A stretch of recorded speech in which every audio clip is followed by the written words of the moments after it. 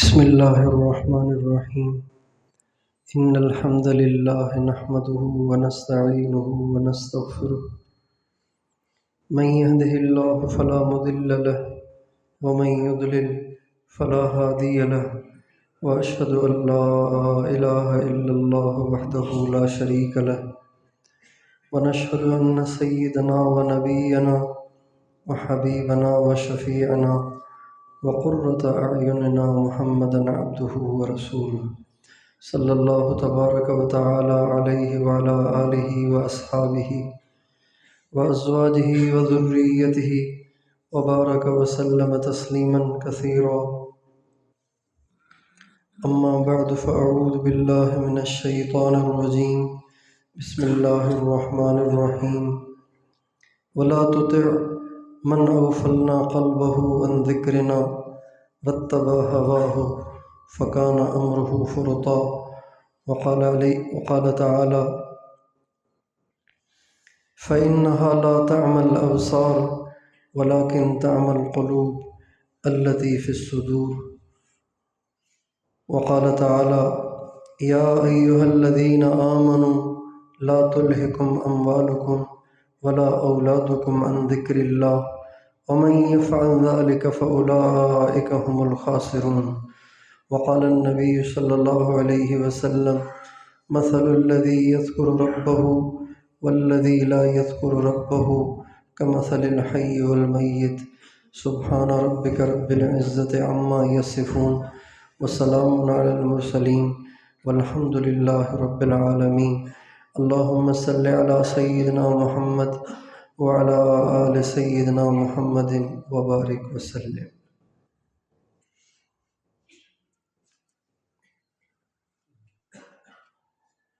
یہ سارا مجمع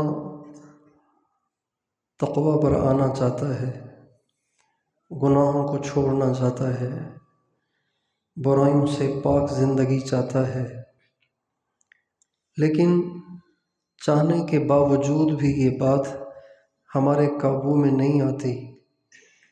جب گناہ کا موقع آتا ہے ہم اپنے آپ کو بے بس پاتے ہیں اور آخر گناہ کر بیٹھتے ہیں، باوجود اس کے کہ ہمارے دل میں نیک بننے کی تمنا ہے، لیکن ہم صحیح معنی میں نیک نہیں بن پا رہے.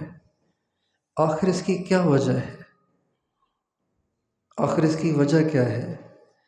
کہاں وہ نقص ہے، کہاں وہ کمی ہے جس کی وجہ سے یہ بات ہمارے قابو میں نہیں آ رہی؟ ایک آدمی جب کسی چیز کو حاصل کرنے کے لیے کوشش کر رہا ہوتا ہے تو جب کوشش کر کر کے اس کو اپنا مطلوب نہیں مل پاتا تو وہ پھر سر جوڑ کے بیٹھتا ہے، سوچتا ہے آخر کیا مسئلہ ہے؟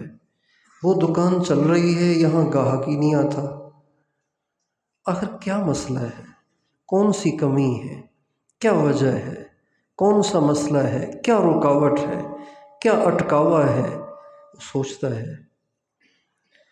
اس مجمع میں ایسے بھی بہت ساتھی ہیں جو برس برس سے سلسلے میں داخل ہیں، لیکن اب بھی ان سے گناہ نہیں چھوٹ رہے، اور ایسے بھی ہیں جو سال 2 سال سے ہیں، تو سال 2 سال بھی چھوٹا عرصہ نہیں ہوتا. غیر درزی 1 سال میں درزی بن جاتا ہے، غیر ڈرائیور 1 مہینے میں اچھا ڈرائیور بن جاتا ہے، اور غیر تیراک 1 مہینے میں اچھا تیراک بن جاتا ہے. تو کیا وجہ ہے کہ سال ہا سال اور 1-2 سال یا کئی مہینے گزر جانے کے بعد بھی اب تک ہم میں تقویٰ نہیں آ رہا، اب تک ہمارا دل گناہوں سے بیزار نہیں آ رہا، اور اب بھی ہم اپنے دامن کو گناہوں سے نہیں بچا پا رہے؟ آخر مسئلہ کیا ہے؟ کیا وجہ ہے؟ یہ ہر ایک کا ایک سوال ہے، یہ ہر ایک کے دل میں اٹھنے والا ایک سوال ہے کہ آخر مجھ سے گناہ کیوں نہیں چھوٹ رہے، آخر میری نگاہیں کب پاک ہوں گی، آخر میری زبان کب قابو میں آئے گی، آخر میرا دل دنیا کی محبت سے کب پاک ہوگا، آخری اللہ کا دیوانہ کب بنے گا۔ اللہ تعالیٰ نے قرآن مجید کی ایک آیت میں اس کا جواب دیا ہے۔ اللہ تعالیٰ فرماتے ہیں وَلَا تُطِعْ مَنْ أَغْفَلْنَا قَلْبَهُ عَنْ ذِكْرِنَا وَاتَّبَعَ هَوَاهُ فَكَانَ أَمْرُهُ فُرُطًا۔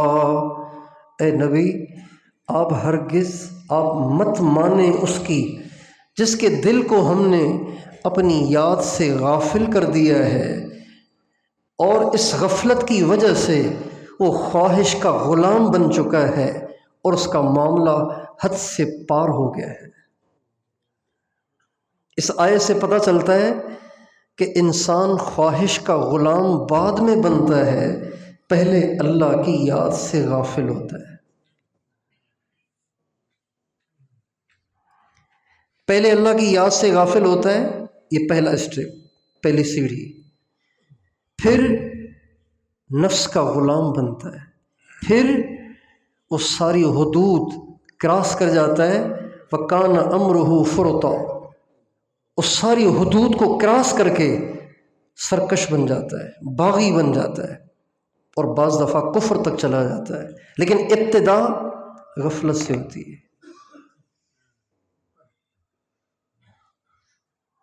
دل اللہ کی یاد سے غافل ہوتا ہے، یہاں سے ابتدا ہوتی ہے۔ پہلے دل اللہ کی یاد سے خالی ہوتا ہے، پھر خواہش کا غلام بنتا ہے، اور پھر حرام حلال کی تمیز اٹھتی ہے اور انسان بہت آگے نکل جاتا ہے۔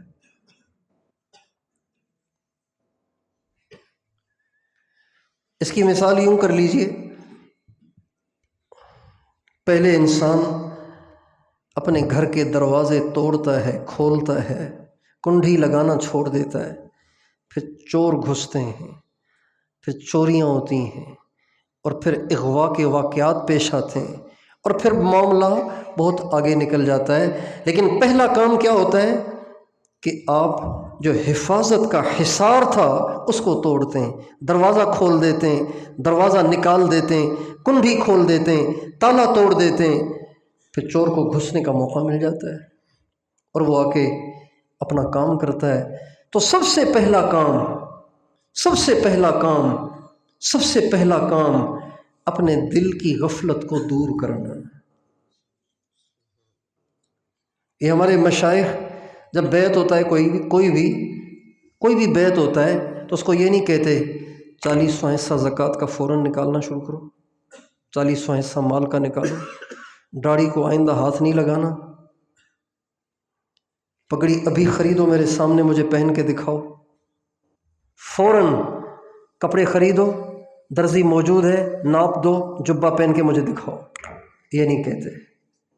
کیا کہتے ہیں؟ بیعت کرتے ہیں، پھر دل پہ رکھتے ہیں اللہ اللہ اللہ۔ کیا مطلب؟ کہ سب سے پہلے اس کو فوکس کرو، جس دن یہ ٹھیک ہوگا ساری خوبیاں آ جائیں گی، اور جب تک یہ ٹھیک نہیں ہوتا تو کچھ بھی نہیں آئے گا۔ تو یہ جو طرز ہے، یہ جو طرز تربیت ہے، یہ اختراعی نہیں ہے، یہ گھڑا ہوا نہیں ہے، یہ ایجاد کردہ نہیں ہے، یہ اس آیت سے ملا ہے۔ وَلَا تُطِعْ مَنْ أَغْفَلْنَا قَلْبَهُ عَنْ ذِكْرِنَا وَاتَّبَعَ هَوَاهُ فَكَانَ أَمْرُهُ فُرُطًا۔ سب سے پہلے دل اللہ سے غافل ہوتا ہے، پھر نفس کا غلام بنتا ہے، خواہش کا غلام بنتا ہے، پھر اس کا معاملہ حد سے باہر جاتا ہے۔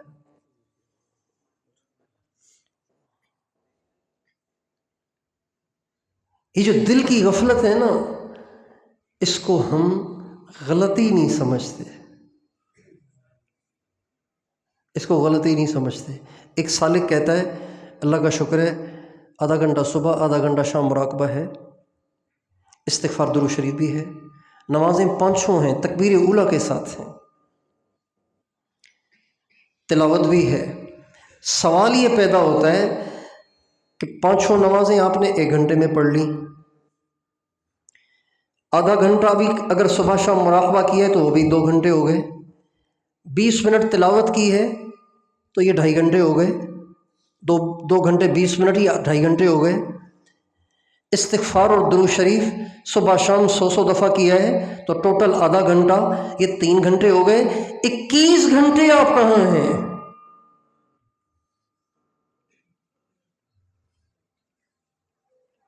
اگر ایک گھر کا دروازہ 3 گھنٹے بند رہے، 21 گھنٹے کھلا رہے، تو کیا چور نہیں آئے گا؟ چور کہے گا کہ یہ 3 گھنٹے چونکہ بند رہتا ہے لہذا اس میں نہیں جانا چاہیے۔ چور تو موقع تلاش کرتا ہے، 10 منٹ کے لیے بھی کوئی دروازہ کھلے گا تو وہ اس کو توڑ لے گا اور پھر موقع پا کے گھس جائے گا۔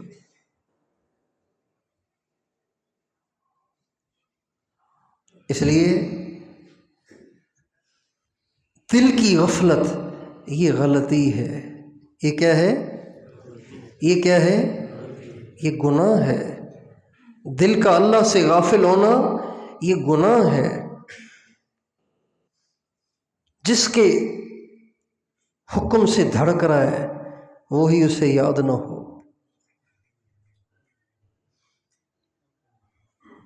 جس کا کھا رہا ہے وہی یاد نہ ہو، جس کا پی رہا ہے وہی یاد نہ ہو، جس کی دھرتی پہ چل رہا ہے وہی یاد نہ ہو، جس کے دیے ہوئے سورج کی روشنی سے نفع اٹھا رہا ہے وہی یاد نہ ہو، جس کا پانی پی رہا ہے وہی یاد نہ ہو، اور جس کا آکسیجن لے کر اپنی زندگی کو باقی رکھے ہوئے وہی یاد نہ ہو۔ کتنی عجیب بات ہے۔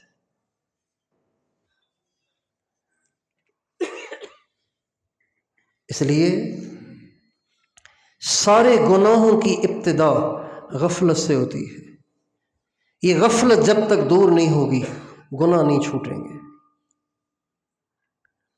اللہ تعالیٰ قرآن مجید میں عجیب بات فرماتے ہیں، یا ایھا الذین آمنوا لا تلہکم اموالکم ولا اولادکم عن ذکر اللہ، اے ایمان والو مال اولاد میں اتنا مت لگو کہ تمہارا دل اللہ کی یاد سے غافل ہو جائے۔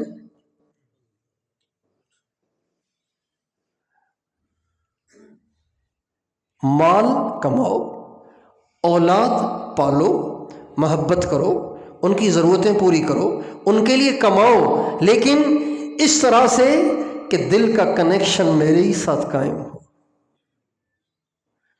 یا ایھا الذین آمنوا لا تلہکم اموالکم ولا اولادکم عن ذکر اللہ ومن یفعل ذلک فاولئک هم الخاسرون۔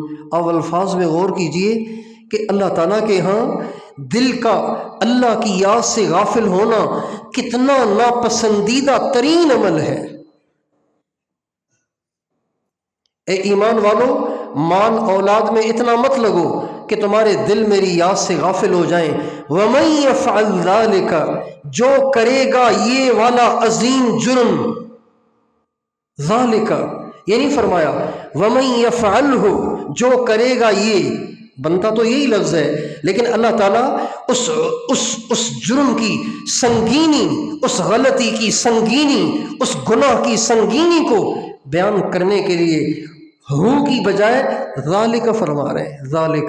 ذالک کا جو لفظ ہے عربی زبان میں یہ یا تو اس چیز کے لیے آتا ہے جو فاصلے میں دور ہو، یا اس چیز کے لیے آتا ہے جو اچھائی یا برائی میں بڑے درجے کی ہو، اچھائی میں بھی بڑے درجے کی ہو، برائی میں بھی بڑے درجے کی ہو، اس کے لیے بھی ذالک آتا ہے۔ اللہ تعالیٰ فرماتے ہیں الف لام میم ذالک الکتاب لا ریب فیہ۔ اب ذالک کا معنی اس یا وہ، کتاب تو ہاتھ میں ہے اور اللہ کہہ رہے ہیں وہ کتاب، یہ کتاب کہنا چاہیے نا، الف لام میم ہاذل کتاب، یہ کتاب لا ریب فیہ، اس میں کوئی شک نہیں، یہ کہنا چاہیے تھا، لیکن اللہ تعالیٰ وہ کتاب جو ہاتھ میں ہے اس کے لیے ذالک کا لفظ استعمال کر رہے ہیں، تو یہاں ذالک سے مراد وہ نہیں، ذالک سے مراد وہ کتاب جو عظیم الشان ہے، تمہارے ہاتھوں میں ہے، بے شک وہ تمہارے ہاتھ میں ہے، لیکن چونکہ عظیم الشان ہے لہٰذا اس کے لیے ذالک کا لفظ لایا گیا۔ یہاں ذالک اچھائی میں بڑی چیز کے لیے لایا گیا، اور یہاں ذالک برائی میں بڑی غلطی کے لیے لایا گیا، اور اللہ فرماتے ہیں وَمَن يَفْعَلْ ذَلِكَ، جس نے کیا یہ سنگین جرم، فَأُولَئِكَ هُمُ الْخَاسِرُونَ، وہ لوگ بڑے ہی گھاٹے والے ہیں۔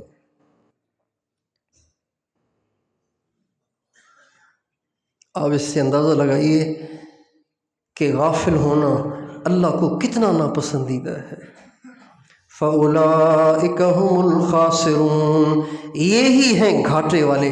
گھاٹے والا کسے کہتے ہیں؟ گھاٹے والا کسے کہتے ہیں؟ گھاٹے کی دو قسمیں ہوتی ہیں، ایک گھاٹا ہے کہ جتنے پیسے انویسٹ کیے تھے وہ بھی چلے گئے، 10,000 روپے کاروبار میں لگائے تو نفع تو کیا ہوتا، 10,000 کے 10,000 چلے گئے، یہ گھاٹا ہے۔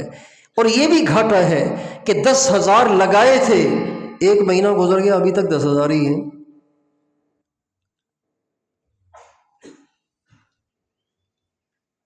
یہ بھی گھاٹا ہے، اور یہ بھی گھاٹا ہے کہ ان 10,000 کو انویسٹ کر کے جتنے کمانے چاہیے تھے اتنے نہیں کمائے، تھوڑے کمائے، یہ بھی گھاٹا ہے۔ اللہ تعالیٰ فرماتے ہیں فَأُولَئِكَ هُمُ الْخَاسِرُونَ، یہی ہیں اصل گھاٹے والے۔ وہ گھاٹے والے نہیں ہیں جنہوں نے پیسے لگائے اور پیسوں کا نفع نہ ملا، وہ بھی گھاٹے والے ہیں، لیکن اصل گھاٹے والے یہ ہیں جنہیں 60 سال کی زندگی ملی لیکن 24 گھنٹے میں اللہ کی جو انہوں نے یاد کی نا، وہ کی چند منٹ، 1 گھنٹہ، آدھا گھنٹہ ملے تو 24 گھنٹے تھے اللہ کی یاد کے لیے، لیکن ان نالائقوں نے صرف 1 ہی گھنٹہ اس کی یاد میں لگایا، باقی 23 گھنٹے ان کے غفلت میں برباد ہو گئے۔ لہٰذا ان زندگی کے لمحات سے جتنا ان کو کمانا چاہیے تھا وہ نہیں کما سکے۔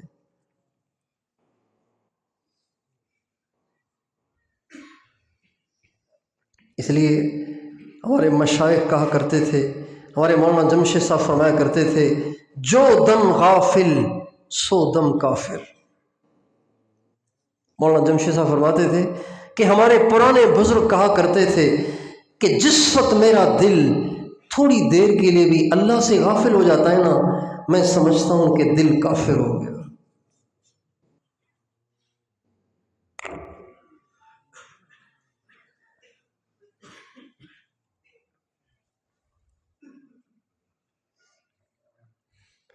اس لیے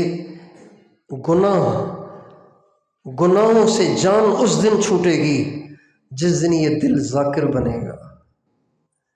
گناہوں سے جان اس دن چھوٹے گی جس دن یہ دل ذاکر بنے گا۔ گناہوں سے جان اس دن چھوٹے گی جس دن یہ دل اللہ کی یاد میں گم سم رہے گا، اللہ کی یاد میں کھویا رہے گا، اللہ کی یاد میں رہے گا، اللہ کے خیال میں رہے گا، اللہ کے دھیان میں رہے گا۔ اور دل کا اللہ کے دھیان میں رہنا، اللہ کے خیال میں رہنا، اللہ کے خیال میں رہنا، اللہ کے دھیان میں رہنا، اس کو عربی میں کہتے ہیں احسان۔ اس کو کیا کہتے ہیں؟ اس کو کیا کہتے ہیں؟ عربی میں اس کو احسان کہتے ہیں۔ حضرت جبریل نے ہمارے نبی سے پوچھا یا رسول اللہ قرآن میں احسان کا بہت تذکرہ ہے، تو آپ بتائیے احسان ہے کیا، اس کی حقیقت تو فرمائیے۔ تو آپ نے فرمایا ان تعبد اللہ کأنک تراہ فإن لم تکن تراہ فإنہ یراک۔ مفہوم اس کا دل اللہ کی یاد میں رہے، اس کا نام احسان ہے۔ قرآن مجید میں اللہ تعالیٰ نے مختلف صفات کے لیے، مختلف صفات کی عظمت اور اچھائی کو بیان کرنے کے لیے اس کے ساتھ یحب کا لفظ لگایا ہے، یحب۔ ان اللہ یحب المتوکلین، بے شک اللہ کو بہت اچھے لگتے ہیں وہ جو اللہ پہ بھروسہ کرتے ہیں، اپنے کام اللہ کے سپرد کرتے ہیں، اللہ کو اچھے لگتے ہیں۔ ایسے ہی ان اللہ یحب المقسطین، بے شک اللہ کو اچھے لگتے ہیں وہ لوگ کہ جو انصاف کرتے ہیں، ظلم نہیں کرتے، انصاف کرتے ہیں، یہ اللہ کو اچھے لگتے ہیں۔ ان اللہ یحب التوابین ویحب المتطہرین، بے شک اللہ کو اچھے لگتے ہیں وہ جو بار بار توبہ کرتے ہیں، غلطی ہو جاتی ہے نا فوراً توبہ کر لیتے ہیں، پھر ہو جائے پھر توبہ کر لیتے ہیں، پھر ہو جائے پھر توبہ کرتے ہیں، ہمت نہیں ہارتے، لگے رہتے ہیں، معافی مانگتے رہتے ہیں، معافی مانگتے ہوئے نہ مایوس ہوتے ہیں، نہ تھکتے ہیں، نہ ہمت ہارتے ہیں، یہ اللہ کو بہت پسند ہے۔ وَيُحِبُّ الْمُتَطَهِّرِينَ، اور اللہ کو بہت پسند ہیں وہ جو بتکلف پاک رہنے کی کوشش کرتے ہیں۔ پاک نہیں ہے وہ، لیکن ان کی کوشش جاری ہے کہ یہ پاک ہو جائے۔ متطہر کہتے ہیں اسے، جو متطہر اسے کہتے ہیں جو پاک رہنے کی کوشش کرتا ہو، پاک رہنے کی کوشش میں رہتا ہو، اس کو متطہرین کہتے ہیں۔ اللہ تعالیٰ فرماتے ہیں مجھے وہ لوگ بڑے اچھے لگتے ہیں جو پاک رہنے کی کوشش کرتے رہتے ہیں۔ تو ایسے اللہ تعالیٰ نے مختلف صفات کے ساتھ یحب کا لفظ لا کر اس صفت کی ترغیب دی ہے۔ سب سے زیادہ جس صفت کے ساتھ اللہ تعالیٰ نے یحب کا تمغہ امتیاز جوڑا ہے اور یحب کا انعام جوڑا ہے اور یحب کی بشارت لگائی ہے، وہ احسان ہے، یعنی اللہ کی یاد۔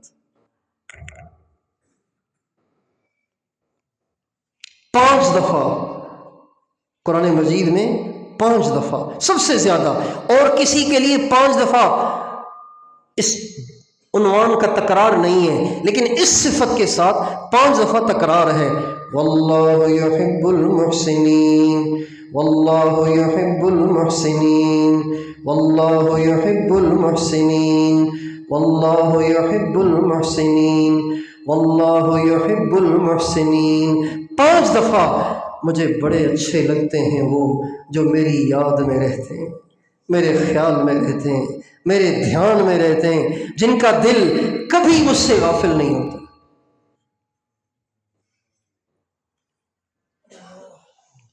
اور ایک جگہ فرماتے ہیں ان اللہ مع الذین اتقوا والذین هم محسنون، اور جو میرے دھیان میں رہتے ہیں، میرے خیال میں رہتے ہیں، میری یاد میں رہتے ہیں، میں خود ان کے ساتھ ہوتا ہوں، میں ان کے ساتھ ہوتا ہوں۔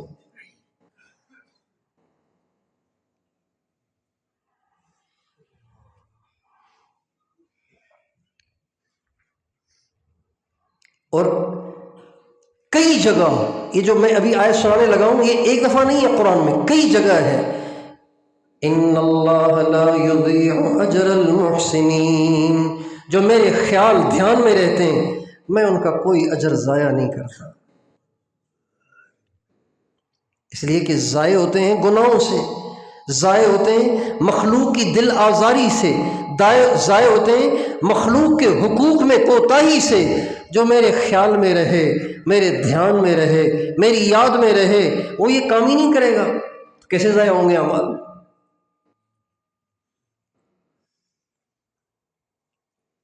اس لیے حضرات صحابہ رضوان اللہ علیہم اجمعین کو نبی کریم صلی اللہ علیہ وسلم کی صحبت سے جو سب سے نمایاں چیز ملی تھی وہ یہ تھی۔ ایک دفعہ ایک شخص کہتے ہیں کہ میں نے دیکھا کہ مدینے میں اذان ہوئی، اذان کی آواز سنتے ہی میں نے دیکھا ایک دم بازار خالی ہو گیا، لوگ دکانیں کھلی چھوڑ کے مسجد کو چل دیے، تو حضرت انس فرمانے لگے یہی وہ لوگ ہیں جن کے بارے میں قرآن کی آیت آئی رجال لا تلہیہم تجارت ولا بیع عن ذکر اللہ واقام الصلاة وایتاء الزکاة یخافون یوما تتقلب فیہ القلوب والابصار۔ یہ وہ مرد ہیں کہ جن کو خریدنا اور بیچنا ان کو اللہ پاک کی یاد سے غافل نہیں کرتا، یعنی یہ وہ عظیم الشان لوگ ہیں جو بازاروں میں بھی اللہ سے غافل نہیں ہوتے۔ ہم تو نماز میں بھی اللہ سے غافل ہوتے ہیں نا، اللہ تعالیٰ قرآن میں اللہ گواہی دے رہے ہیں، میرے نبی کے صحابہ کے کیا کہنے کہ یہ تو بازار میں بھی مجھ سے غافل نہیں ہوتے۔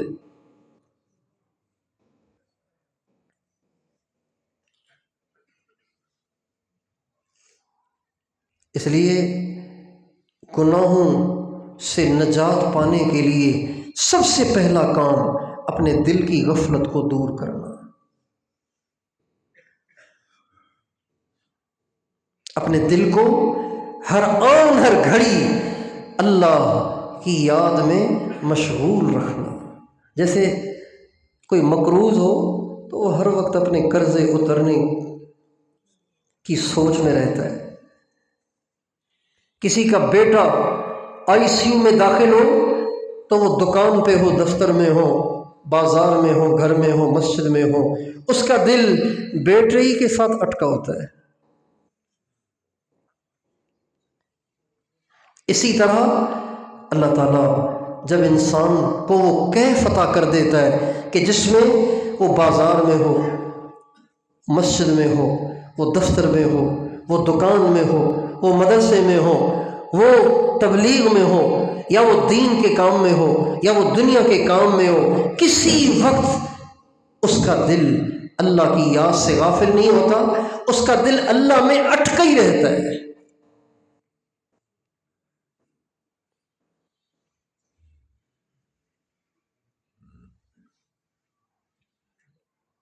ایک دفعہ ہمارے حاج صاحب فرمانے لگے، مولانا جمشید صاحب حاج صاحب کے پاس بیٹھے ہوئے تھے، حاج صاحب بات فرما رہے تھے۔ مولانا جمشید صاحب ہمارے حاج صاحب کے بڑے قدردان تھے، بڑے عاشق زار تھے، اتنی آپس میں ان کے محبت تھی کچھ نہ پوچھو۔ ہم نے نہیں دیکھی کبھی دو بزرگوں میں ایسی محبت۔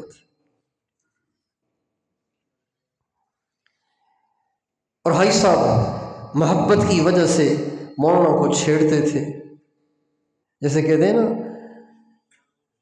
کہنا بیٹی سے سنانا بہو کو۔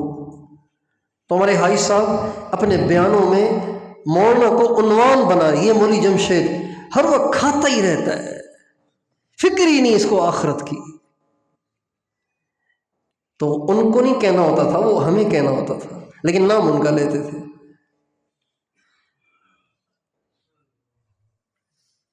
مولانا جمشید صاحب سال میں 2 دفعہ گھر جاتے تھے، سال میں 2 دفعہ عید پر۔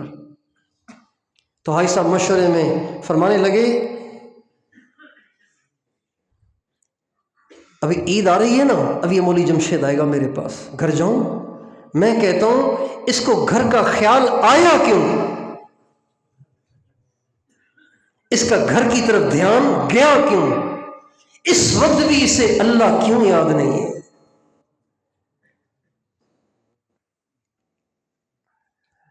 تو ایک دفعہ بات فرما رہے تھے، مولانا جمشید صاحب پاس بیٹھے ہوئے تھے، تو فرمانے لگے جب یہ مولوی جمشید اپنے بیٹے خورشید پہ ناراض ہو رہا ہوتا ہے نا، میں سمجھ جاتا ہوں اس وقت اس کا دل اللہ سے غافل ہے۔ تو یہ ہمیں سنانے کے لیے، ورنہ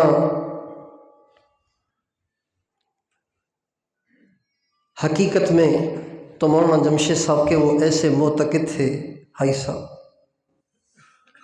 کہ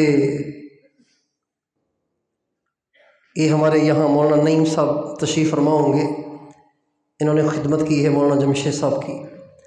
تو ایک دفعہ حاج صاحب نے ان کا ہاتھ پکڑ کے ان سے کہا کیا کرتے ہو؟ کہا جی پڑھتا ہوں۔ کہا اچھا تو یہاں کیا کر رہے ہو؟ کہا جی مولانا جمشید صاحب کی خدمت میں ہوں۔ کہا اچھا، دیکھو جو لوگ آتے ہیں نا ان لوگوں کا ہاتھ پکڑ کے مولانا جمشید صاحب کے پاس لے جایا کرو کہ مولانا جمشید صاحب امت کے لیے دعا کریں، یہ وہ شخص ہے جس کا بال بال اللہ کا ذکر کرتا ہے۔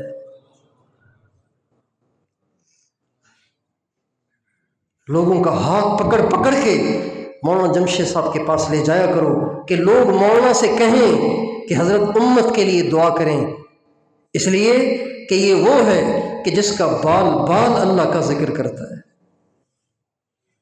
تو فرمانے لگے جب یہ غصے ہوتا ہے نا میں سمجھ جاتا ہوں کہ اس کا دل اللہ سے غافل ہے۔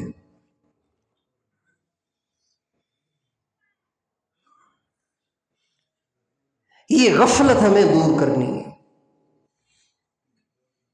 اس غفلت سے ہمیں اللہ تعالیٰ سے نجات مانگنی ہے کہ کوئی لمحہ ایسا نہ ہو کہ جس میں ہمیں اللہ کی یاد نہ ہو، ہر وقت ہم اللہ کے دھیان میں ہوں، اللہ کے خیال میں ہوں، اللہ کی محبت میں سرشار ہوں۔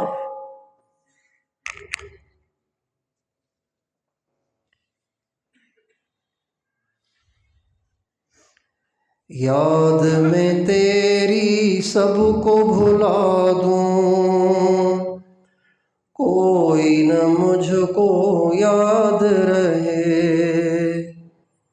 یاد میں تیری سب کو بھلا دوں، کوئی نہ مجھ کو یاد رہے،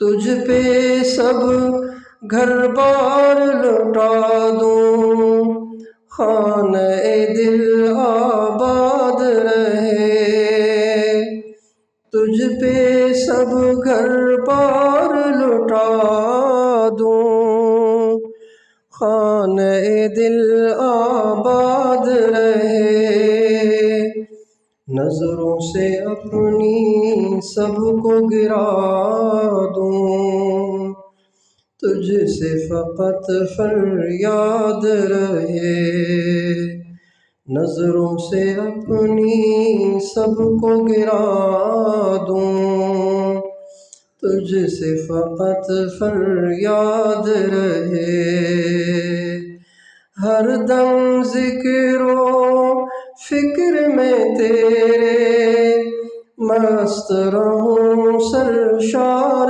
رہوں،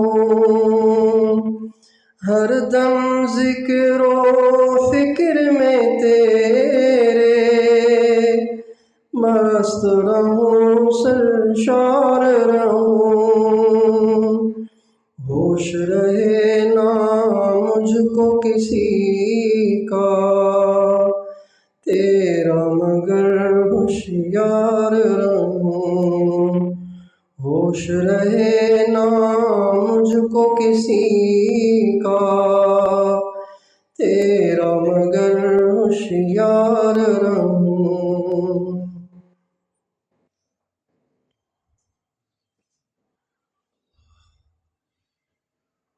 ہمارے مولانا نذر مان صاحب فرمانے لگے کہ کسی نے ایک بزرگ سے پوچھا کہ حضرت جب آپ نماز میں کھڑے ہوتے ہیں تو آپ کو ادھر ادھر کے خیالات آتے ہیں؟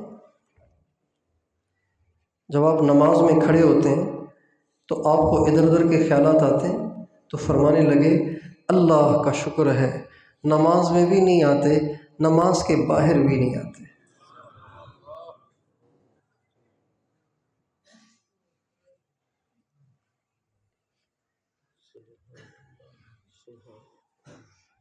اس میں ہمیں ترقی کرنی ہے۔ کہتے ہیں نا ترقی ترقی، آگے آگے آگے آگے بڑھیں۔ کیا مطلب؟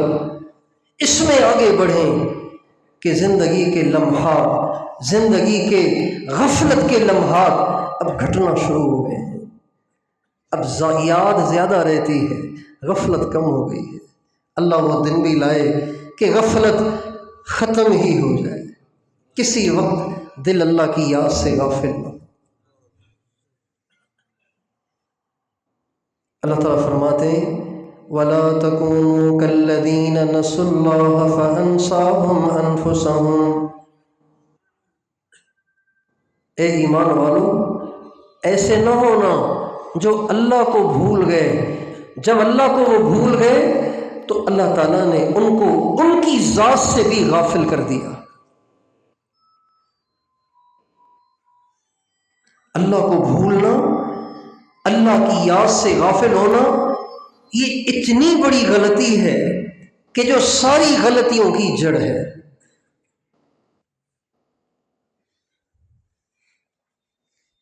جب انسان کو غصہ آیا ہوتا ہے نا، غصہ آیا ہوتا ہے تو یہ غصہ علامت ہے کہ دل غافل ہے۔ جب انسان کو شہوت تنگ کر رہی ہوتی ہے، یہ شہوت کا تنگ کرنا دلیل ہے کہ دل غافل ہے۔ جب کسی کا دل کسی حسین کی طرف کھنچا جا رہا ہوتا ہے، یہ دلیل ہے کہ دل غافل ہے۔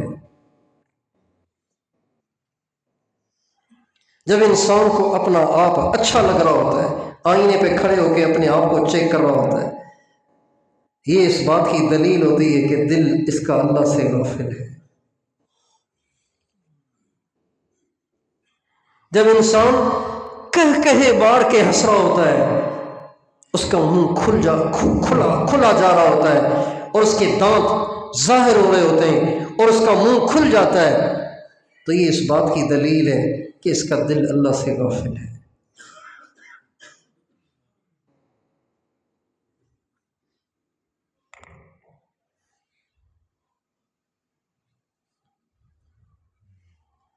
اس لیے اس اجتماع سے جو دولت ہمیں لے کر جانی ہے، ان میں سے ایک یہ دولت انمول ہے کہ ہم یہاں سے اللہ کی یاد لے کر جائیں، اللہ کا دھیان لے کر جائیں، اللہ کا خیال لے کر جائیں۔ خوشبوؤں کی شیشیاں نہ لے کے جائیں، ٹوپیاں اور تسبیحاں نہ لے کے جائیں، سوہن حلوہ نہ لے کے جائیں، ملتان کی سوغاتیں نہ لے کے جائیں۔ اس اجتماع میں آنے کا صحیح فائدہ یہ ہے کہ جب یہاں سے جائیں تو دل اس کی یاد میں ڈوبا ہو، دل اس کی یاد میں کھویا ہوا۔ گھر والے دیکھیں تو کہیں یہ تو کسی پہ مر کے آیا ہے، یہ تو کسی کا دیوانہ بن کے آیا ہے، یہ تو کسی پہ فدا ہو کے آیا ہے، یہ تو کسی میں کھویا سا لگتا ہے۔ ہمارے حضرت شیخ مولانا زکریا صاحب نے لکھا ہے، پیدا ہوئے تو ہاتھ جگر پر دھرے ہوئے، یوں پیدا ہوئے تو ہاتھ جگر پر دھرے ہوئے، کس کو خبر ہے ہم ہیں کسی پر مرے ہوئے۔ جب آئے تھے تو پتہ نہیں دل میں کیا کیا لے کے آئے تھے، جب جا رہے تو یہ دل ہر ایک سے صاف پاک ہو چکا ہے اور اس دل میں اللہ ہی اللہ ہے، اللہ کے سوا کچھ نہیں۔ ہر تمنا دل سے رخصت ہو گئی، ہر تمنا دل سے رخصت ہو گئی، اب تو آ جا، اب تو آ جا، اب تو آ جا، اب تو خلوت ہو گئی۔ یا اللہ جب آیا تھا تو حسین چہروں کو دیکھنے کا بڑا شوق تھا، جب آیا تھا تو یوٹیوب اور فیس بک کو دیکھنے کا بڑا شوق تھا، جب آیا تھا تو کپڑوں کا، جوتوں کا، موبائلوں کا، گھڑیوں کا اور پتہ نہیں کن کن چیزوں کا شوق لے کے آیا تھا۔ لیکن یا اللہ یہاں تو پتہ نہیں کیا ہو گیا ہے کہ دل سے سارے شوق ہی ختم ہو گئے ہیں، بس اب تو ایک ہی شوق ہے کہ تو میرے دل میں آ جائے۔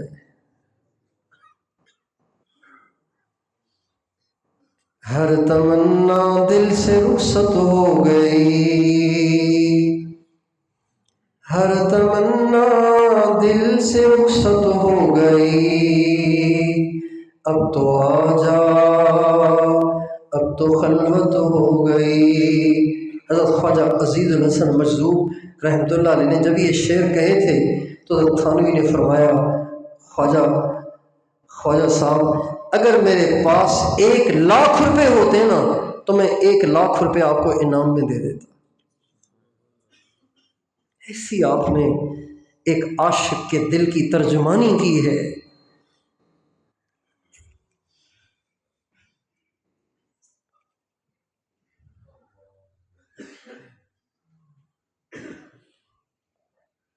ہر تمنا دل سے رخصت ہو گئی، ہر تمنا دل سے رخصت ہو گئی، اب تو آ جا،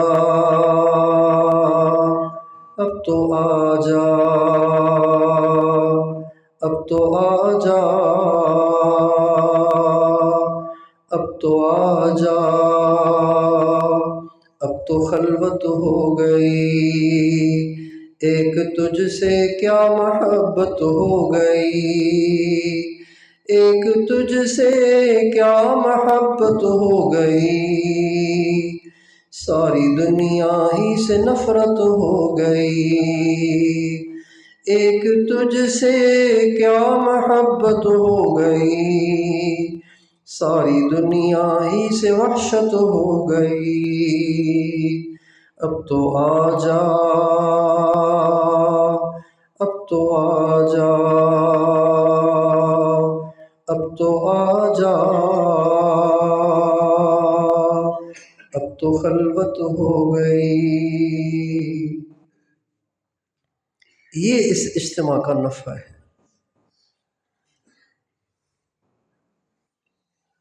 اور یہ اللہ تعالیٰ کی ہر وقت کی یاد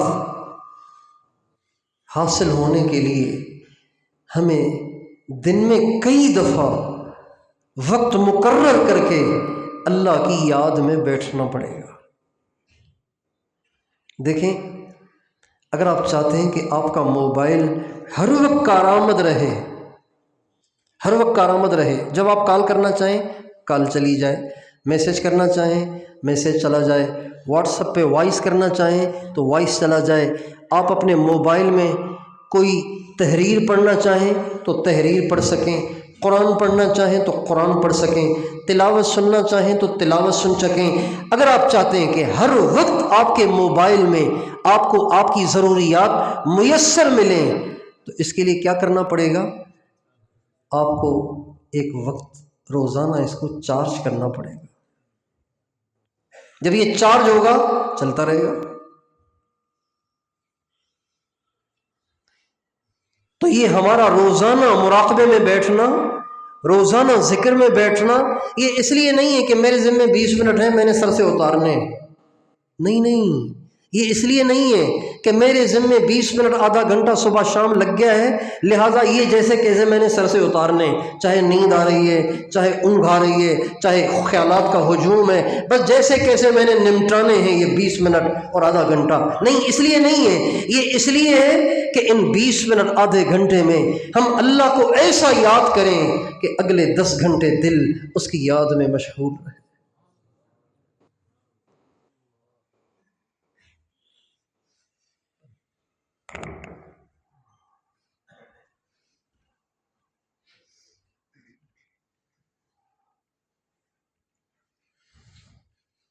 اگر ہم وقت کی تعیین کے ساتھ، پابندی کے ساتھ روزانہ وقت مقرر پر دل لگے نہ لگے بیٹھ جائیں گے، دھیان جمے نہ جمے، آنکھیں بند کر کے اپنے آپ کو کس کے بٹھا دیں گے، چاہے گردن ٹوٹنے لگ جائے، چاہے کمر ٹوٹنے لگ جائے، چاہے خارش ہونے لگ جائے، چاہے خیالات کا ہجوم ہونے لگے، اپنے آپ کو مجبور کر کے جب ہم وقت مقرر پہ بیٹھنے کا اپنے آپ کو عادی بنائیں گے، آہستہ آہستہ اللہ تعالی ہمیں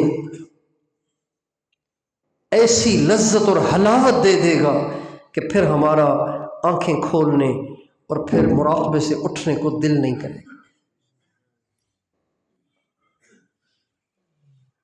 سارے گناہوں کی جڑ دل کی غفلت، اور دل کی غفلت دور ہوگی پابندی کے ساتھ بیٹھنے سے۔ جب بیٹھیں گے پابندی کے ساتھ، روزانہ بیٹھیں گے تو ہماری غفلت آہستہ آہستہ دور ہوگی۔ اس لیے سب کے لیے ایک کوئی مستقل ترتیب تجویز نہیں کی جا سکتی کہ بھائی بس 20 منٹ صبح 20 منٹ شام ہی کرنا ہے، اس کے علاوہ نہیں، یہ تجویز نہیں کر سکتے۔ ہر ایک کی اپنی اپنی استعداد ہے، جس کے اندر غفلت زیادہ ہے، جس کی طبیعت میں انتشار زیادہ ہے، جس کے اندر دنیا کی محبت زیادہ ہے، جس کا گناہوں کی طرف میلان زیادہ ہے، اسے بار بار بیٹھنا چاہیے، صبح شام نہیں۔ 20 منٹ بیٹھے، 2 گھنٹے کے بعد پھر بیٹھ جائے، 2 گھنٹے کے بعد پھر بیٹھ جائے، 2 گھنٹے کے بعد پھر بیٹھ جائے، 2 گھنٹے کے بعد پھر بیٹھ جائے۔ اگر ایک آدمی کے موبائل کی بیٹری ہی بیچارے کی کو پرانی چائنا کی ہے، چلتی ہی ہے 4 گھنٹے، تو بھئی اس کو تو ہر 4 گھنٹے کے بعد چارج کرنا پڑے گا۔ اور اگر نیا موبائل ہے تو اس کو 2 دن میں 1 دفعہ چارج کرنا بھی کافی ہو جائے گا، اور کوئی سیکنڈ ہینڈ ہے تو اس کو 24 گھنٹے میں 1 دفعہ چارج کرنا پڑے گا، لیکن کرنا تو پڑے گا۔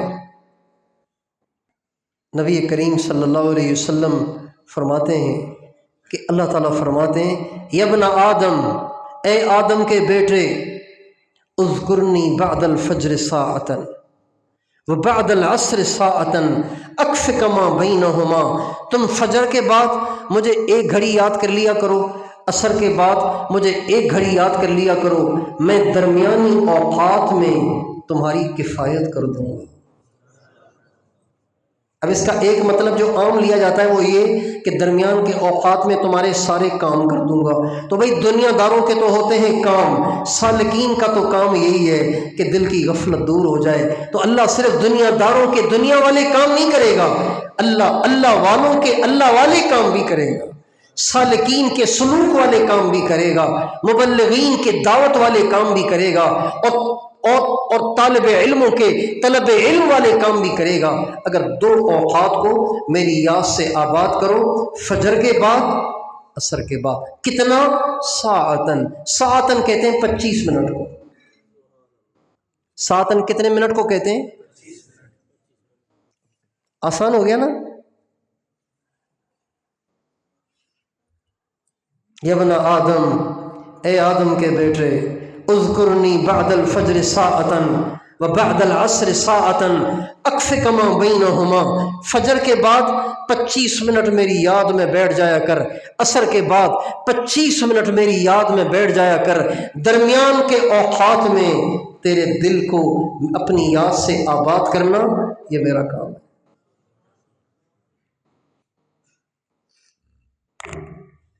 تو یہ جو ہمارا فجر کے بعد، عصر کے بعد، یہ 2 وقت کسی سالک کے اللہ کی یاد سے رہنے نہیں چاہیے۔ اگر گناہوں سے نجات چاہتے ہیں، اگر گناہوں سے چھٹکارا چاہتے ہیں، اگر اپنی نگاہوں کو جھکانا چاہتے ہیں، اپنی زبانوں کو لگام دینا چاہتے ہیں، اپنے دل کو اللہ کی یاد سے منور کرنا چاہتے ہیں، اللہ کی معرفت سے منور کرنا چاہتے ہیں، اپنے دل کے غفلت کے پردے چاک کرنا چاہتے ہیں، تو ان 2 وقتوں میں اللہ کی یاد میں ضرور بیٹھا کریں۔ اس کے علاوہ جتنا اللہ توفیق دے بیٹھیں۔ فجر کے بعد سلام پھیر کر موبائل چیک نہ کریں، فجر کے بعد سلام پھیر کر ادھر ادھر نہ جایا کریں، کسی سے بات نہ کریں۔ ہم نے اپنے بزرگوں کو دیکھا ہے کہ تہجد سے لے کر اشراق تک وہ کسی سے بات نہیں کرتے تھے۔ ہمارے حضرت شیخ الحدیث قطب الاقطاب مولانا محمد زکریا صاحب رحمۃ اللہ علیہ تہجد سے لے کر اشراق تک کسی سے بات نہیں کرتے تھے۔ ایک دفعہ میں فجر کی نماز سے پہلے حضرت مولانا احسان الحق صاحب سے ملنے گیا،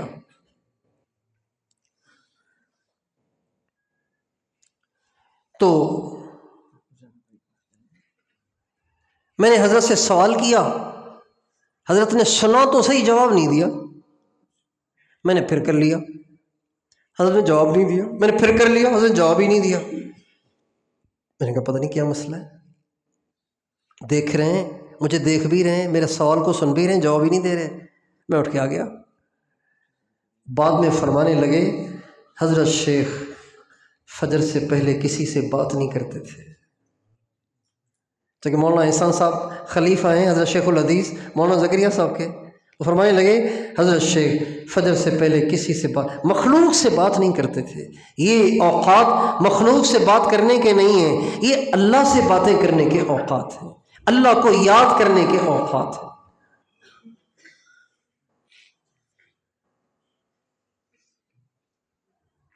جو سالک گناہوں سے چھٹکارا چاہتا ہے فجر کے بعد 25 منٹ کسی سے بات مت کرے، کہیں نہ جائے، سر جھکا کے بیٹھ جائے۔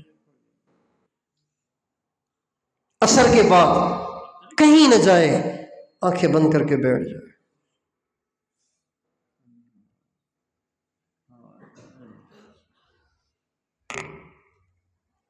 اس پر اگر استقامت آ گئی، اس کی اگر پابندی کر لی، تو اللہ تعالیٰ آہستہ آہستہ زندگی کی تمام غفلتیں دور کر کے اپنی یاد میں مگن کر دے گا، اپنی یاد عطا فرما دے گا، اپنی محبت عطا فرما دے گا، اور زندگی میں جتنے گناہ ہوں گے آہستہ آہستہ اللہ تعالیٰ سارے چھڑوا دے گا۔ اور اس عمل پر استقامت کی برکت سے اللہ تعالیٰ نماز میں خشوع و خضوع بھی دے گا۔ اکف کما بینہما، بیچ کے اوقات میں غفلت نہیں آنے دوں گا، اللہ کہہ رہے ہیں۔ تو بیچ کے اوقات میں نمازیں بھی تو ہے نا۔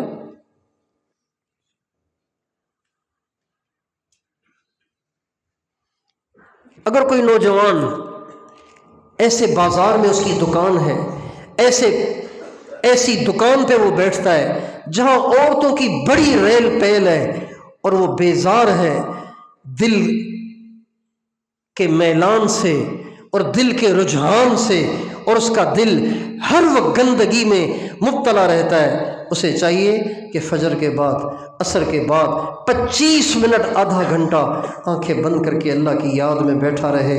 کیا ہوگا؟ اکف کما بینہما، میں بیچ کے اوقات میں تیری کفایت کروں گا۔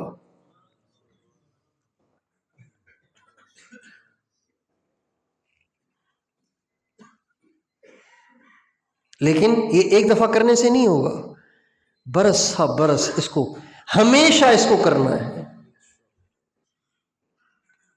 کریں گے انشاءاللہ۔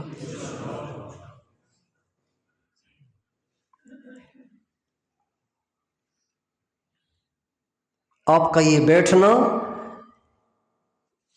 تمام صفات کے پیدا ہونے کا ضامن ہے، آپ کا یہ بیٹھنا تمام برائیوں کے زندگی سے نکل جانے کا ضامن ہے، آپ کا یہ بیٹھنا آپ کے دل میں اللہ تعالیٰ کی محبت کے بڑھنے کا ضامن ہے، نبی کریم صلی اللہ علیہ وسلم کی محبت کے بڑھنے کا ضامن ہے، نماز میں خشوع و خضوع کے آنے کا ضامن ہے آپ کا یہ بیٹھنا۔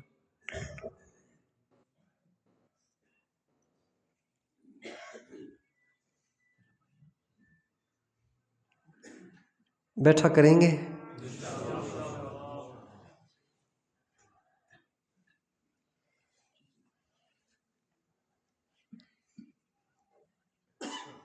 کبھی کبھی یا پابندی سے؟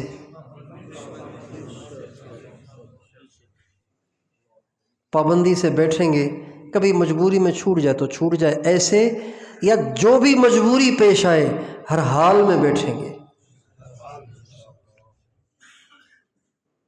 نبی کریم صلی اللہ علیہ وسلم کی سیرت طیبہ میں جب ہم غور کرتے ہیں تو ہمارے نبی کی زندگی میں جو دوسری صفات تھیں ان کے ساتھ ایک آپ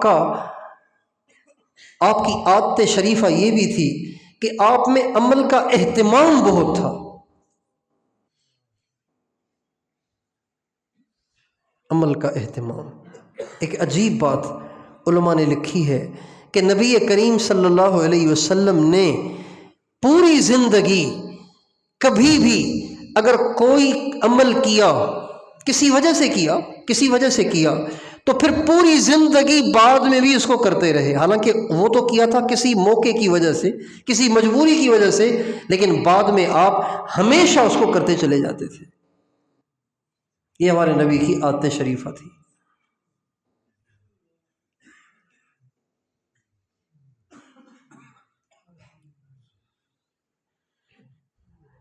مکے سے مدینے کا سفر تھا، یا مدینے سے مکے کا سفر تھا، راستے میں ایک صحابی نے کہا یا رسول اللہ آپ سے ایک شخص ملنا چاہتے ہیں، آپ سے ایک شخص ملنا چاہتے ہیں۔ آپ نے فرمایا یہ میری تلاوت کا وقت ہے اور مجھے دنیا میں ہر کام سے زیادہ عزیز اپنا اس وقت کی عمل ہے، لہٰذا میں اس وقت کسی سے نہیں مل سکتا، اس وقت تو میں نے یہی کرنا ہے۔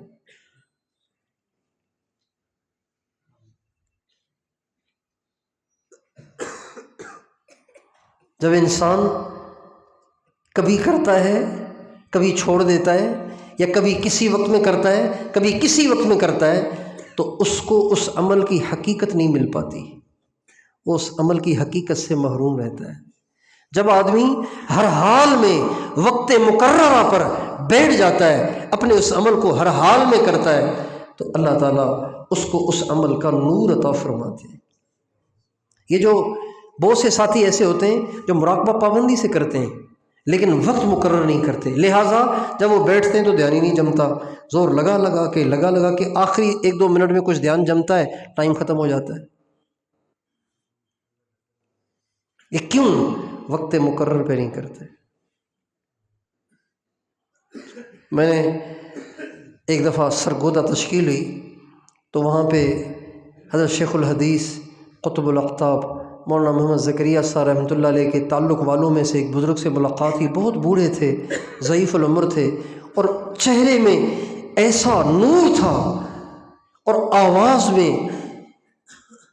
ایسی جھنکار تھی ان کے کہ بس وہ بولتے رہے اور آدمی سنتا رہے، حالانکہ بوڑھے تھے۔ پہلی ملاقات ہوئی ہماری تو میں ان کو دیکھ کے متاثر ہو گیا۔ میں نے کہا حضرت میری یہ خواہش ہے، آپ میرے لیے دعا کریں۔ کیا؟ میں نے کہا آپ دعا فرمائیں اللہ تعالیٰ مجھے دعوت میں، علم میں اور ذکر میں کمال عطا فرمائے، کیونکہ نبی کے 3 کام ہیں، دعوت، علم اور ذکر، یعنی تزکیہ، یتلو علیہم آیاتہ ویزکیہم ویعلمہم الکتاب والحکمہ، یہ نبی کے 3 کام ہیں۔ میں نے کہا میرے لیے دعا فرمائیں اللہ تعالیٰ مجھے ان تینوں میں کمال عطا فرمائے۔ تو فرمانے لگے رات کو جب بات ہوگی تو عرض کر دوں گا، یہ ان کے الفاظ تھے، رات کو جب بات ہوگی تو عرض کر دوں گا۔ تہجد کے وقت میں تشریف لے آئے، میں تو انتظار میں تھا، پتہ نہیں فجر کب ہوگی، کب آئیں گے، پتہ نہیں ان کی کیا بات ہوئی کہ نہیں ہوئی۔ چنانچہ جب تشریف لائے تو آتے ہی میں نے کہا حضرت رات میں نے کچھ عرض کیا تھا، کہاں بات ہو گئی ہے؟ تو پھر انہوں نے فرمایا کہ دعوت میں کمال ملے گا، علم میں کمال ملے گا، ذکر میں کمال کے لیے کہا گیا ہے کہ اس کو کہو کہ وقت مقرر پہ کرے گا تو کمال ملے گا۔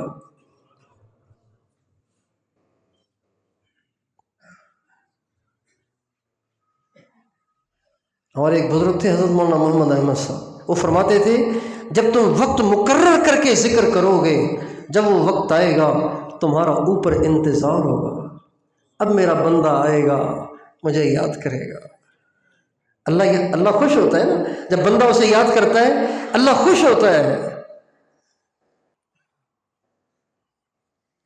فاذکرونی اذکرکم واشکروا لی ولا تکفرون، تو مجھے یاد کرو میں تمہیں یاد کروں گا۔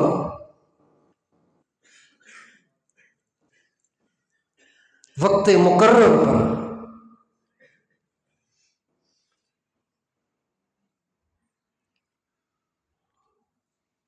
تو یہ جو ہمارا وقت ہے نا، فجر کے بعد، عصر کے بعد، آپ سب سے درخواست ہے ان اوقات کو اللہ کی یاد کے علاوہ کسی کام میں مت لگائیں، نہ دین کے کام میں نہ دنیا کے کام میں۔ اس میں تو یہی کریں، باقی سارے کام بعد میں کر لیں۔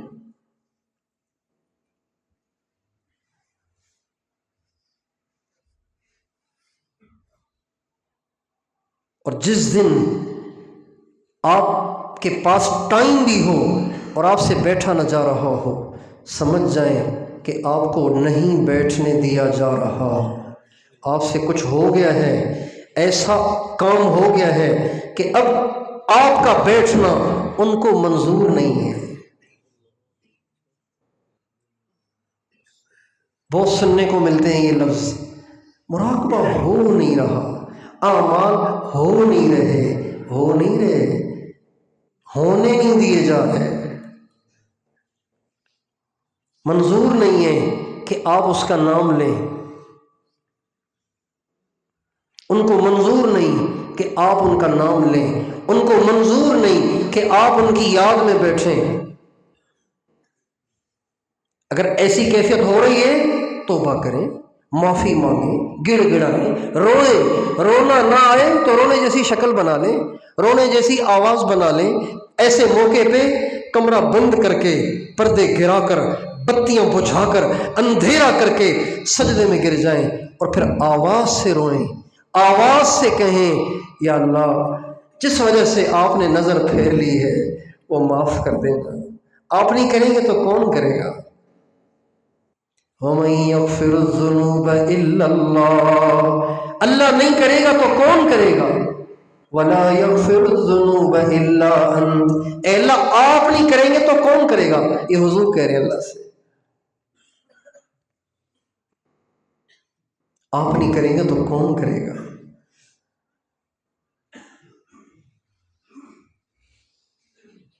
ایک شخص کہتے ہیں میں نے ایک بدو کو دیکھا بیت اللہ کے پردے سے چمٹا ہوا ہے اور کہہ رہا ہے اللہم اغفر لی، اللہم اغفر، اے اللہ معاف کر، فَإِن لَمْ تَغْفِرْ فَاغْفِرْ، اے اللہ معاف کر، نہیں کرنا پھر بھی کر۔ کسی فقیر کو دینے والے کا ارادہ نہیں ہوتا، لیکن فقیر اتنا پیچھے پڑ جاتا ہے کہ جس کا دینے کا پروگرام نہ ہو پھر بھی دے دیتا ہے۔ اللہم اغفر، اے اللہ معاف کر، فَإِن لَمْ تَغْفِرْ فَاغْفِرْ، اے اللہ معاف نہیں کرنا نا پھر بھی کر۔ یعنی اگر میں اس قابل نہیں ہوں کہ مجھے معاف کیا جائے پھر بھی مجھے معاف کر۔ حضرت علی کا ارشاد ہے الہی عبدک العاصی اتاک مقرا بالذنوب وقد دعاک فإن تغفر فأنت لذاک اہل وإن تغفر فمن یرحم سواک فإن تغفر فأنت لذاک اہل وإن تطرد فمن یرحم سواک۔ اے اللہ تیرا بندہ اپنے گناہوں کا اقرار کر کے تیرے دروازے پہ آ گیا ہے، اگر تو معاف کر دے تو تو معاف کرنے والا ہے، اور اگر تو دھتکار دے گا تو پھر یہ بھی تو بتا کون معاف کرے گا؟ کوئی دوسرا راستہ بھی تو بتا۔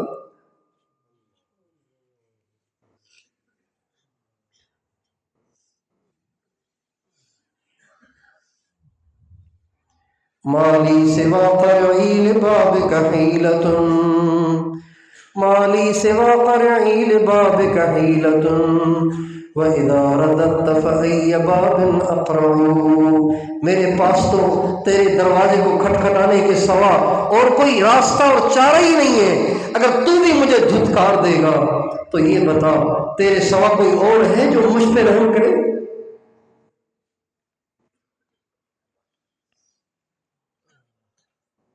طبیعت اچاٹ ہو رہی ہے، بیٹھنے کو دل نہیں کر رہا، وقت بھی ہے، توفیق نہیں ہو رہی، تو روئیں اللہ کے ساتھ، کمرہ بند کر دیں، اندھیرا کر دیں، آپ اور اللہ ہو، مجرم بن کر اللہ کے سامنے جھک جائیں، کان پکڑ لیں، سجدے میں گر جائیں، زور سے کہیں اے اللہ معاف کر دے۔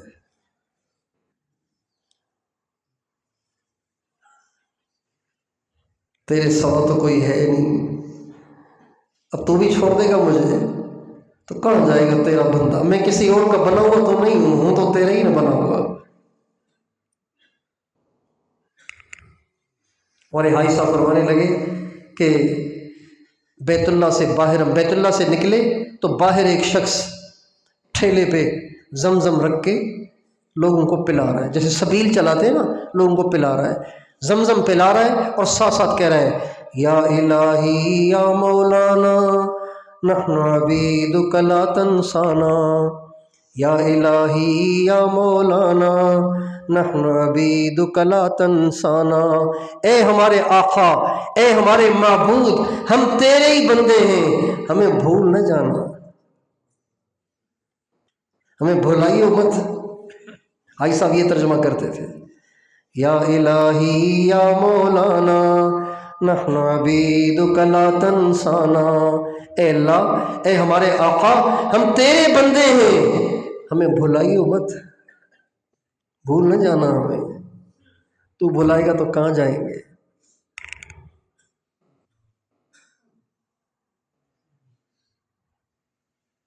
اگر یہ دو وقت ہم نے اپنے آپ کو پابند کر دیا اللہ کی یاد میں بیٹھنے کا، تو اللہ تعالیٰ ہمارے لیے ترقی کی راہیں کھولتے چلے جائیں گے، اپنے قرب کے راستے کھولتے چلے جائیں گے، اور اس میں جو مجبوریاں آئیں، اس میں جو کام پیش آئیں، اس میں جو مسائل آئیں، اس کو قربان کریں۔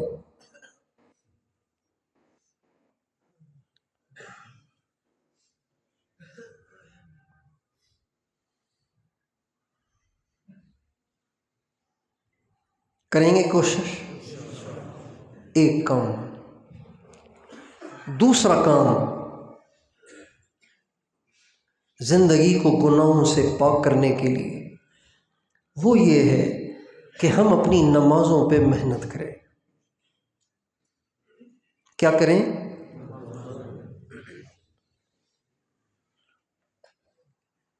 نماز میں اللہ تعالیٰ نے ایسی تاثیر رکھی ہے، نماز میں اللہ تعالیٰ نے ایسی تاثیر رکھی ہے کہ اگر وہ اچھی ہو جائے نا، ساری زندگی اچھی ہو جاتی ہے۔ نماز میں جہاں جہاں کمی ہوگی، زندگی کے بھی اس حصے میں کمی آئے گی۔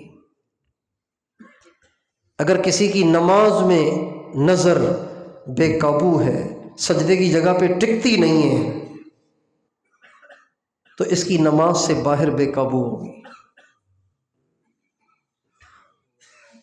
جس کی نماز میں زبان بے قابو ہے، اس کی نماز سے باہر ضرور بے قابو رہے گی۔ آپ کہیں گے کہ نماز میں تو بے قابو کیسے ہوگی؟ نماز میں تو ہم کسی سے گپ شپ بھی نہیں لگاتے ہیں، نماز میں تو قرآن ہی پڑھتے ہیں، تسبیح پڑھتے ہیں۔ نہیں، اس کا مطلب یہ ہے کہ جو ذکر اور جو تلاوت اور جو تسبیح جہاں پڑھنے کے لیے کہی گئی ہے، اس کو وہیں پڑھنا، آگے پیچھے نہ پڑھنا۔ جب نماز میں جلد بازی آتی ہے تو پھر جو ذکر جس جگہ کا ہے اس میں نہیں ہوتا، تھوڑا سا آگے بھی چلا جاتا ہے یا پہلے سے شروع ہو جاتا ہے۔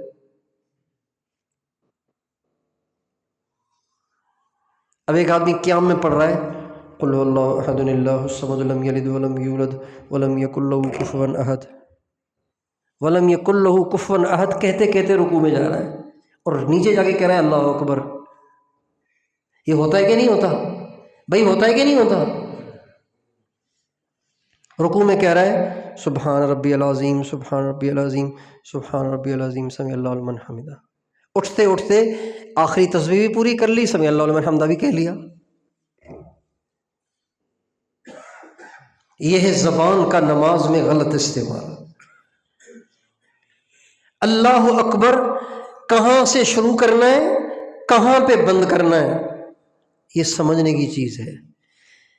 رکوع کی تسبیح کہاں سے شروع کرنی ہے اور کس حالت میں ختم کرنی ہے، یہ سمجھنا ہے۔ سجدے کی تسبیح کہاں کس حالت میں شروع کرنی ہے، کس حالت میں ختم کرنی ہے، یہ ہے زبان کا قابو میں کرنا۔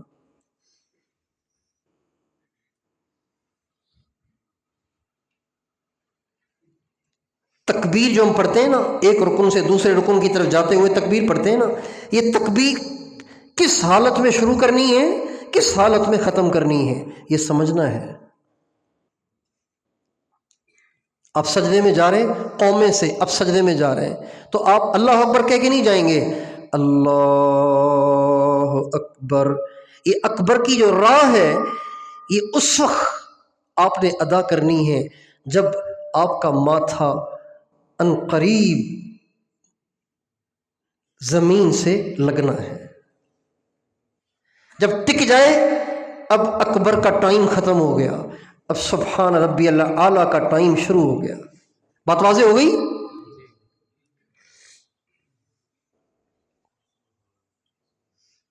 سمی اللہ لمن حمدہ کا ٹائم رکوع سے اٹھتے سے لے کر سیدھا کھڑا ہونے تک ہے، سین اٹھتے اٹھتے پڑھنا ہے اور حمدہ کا ہا سیدھا کھڑا ہونے پہ مکمل کرنا ہے، کھڑے ہو کے پھر ربنا لک الحمد پڑھنا ہے، یہ نہیں کہ کھڑے ہو کے پھر کہہ رہے ہیں سمی اللہ لمن حمدہ ربنا لک الحمد، ایسے نہیں۔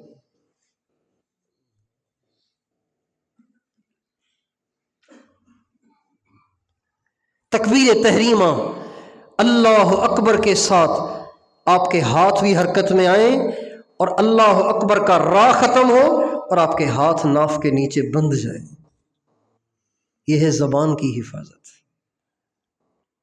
جس کی زبان نماز میں قابو میں ہوگی، جس کی نظر نماز میں قابو میں ہوگی، نماز کے باہر اس کی زبان آزاد، اس کی نظر آزاد ہو ہی نہیں سکتی۔ اللہ تعالیٰ نے نماز میں یہ تاثیر رکھی ہے۔ اللہ تعالیٰ فرماتے ہیں اتل ما اوحی الیک من ربک،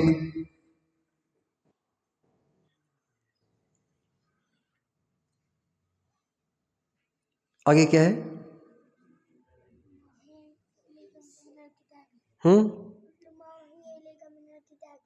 آگے شاباش، اتل ما اوحی الیک من الکتاب واقم الصلاۃ ان الصلاۃ تنہی عن الفحشاء والمنکر ولذکر اللہ اکبر۔ اللہ تعالیٰ فرماتے ہیں نماز قائم کر، بے شک، شک نہ کرنا، بے شک یہ بات بہت پکی اور مضبوط اور مستند ہے کہ نماز میں ایسی تاثیر ہے کہ نماز بے حیائی کے کام بھی اور برائی کے سارے کام چھڑا دیتی ہے۔ بھئی اللہ کہہ رہے ہیں کہ اس بات میں شک نہ کرنا، یہ بات بہت پکی اور بڑی محقق اور مستند ہے کہ نماز بے حیائی کے کام یعنی بدنگاہی، زنا، عورتوں کی طرف میلان، حسین چہروں کی طرف میلان، بے حیائی کے سارے کام، گندی فلمیں، گندی تصویریں، یہ سارے کام نماز چھڑا دیتی ہے اگر نماز قائم ہو۔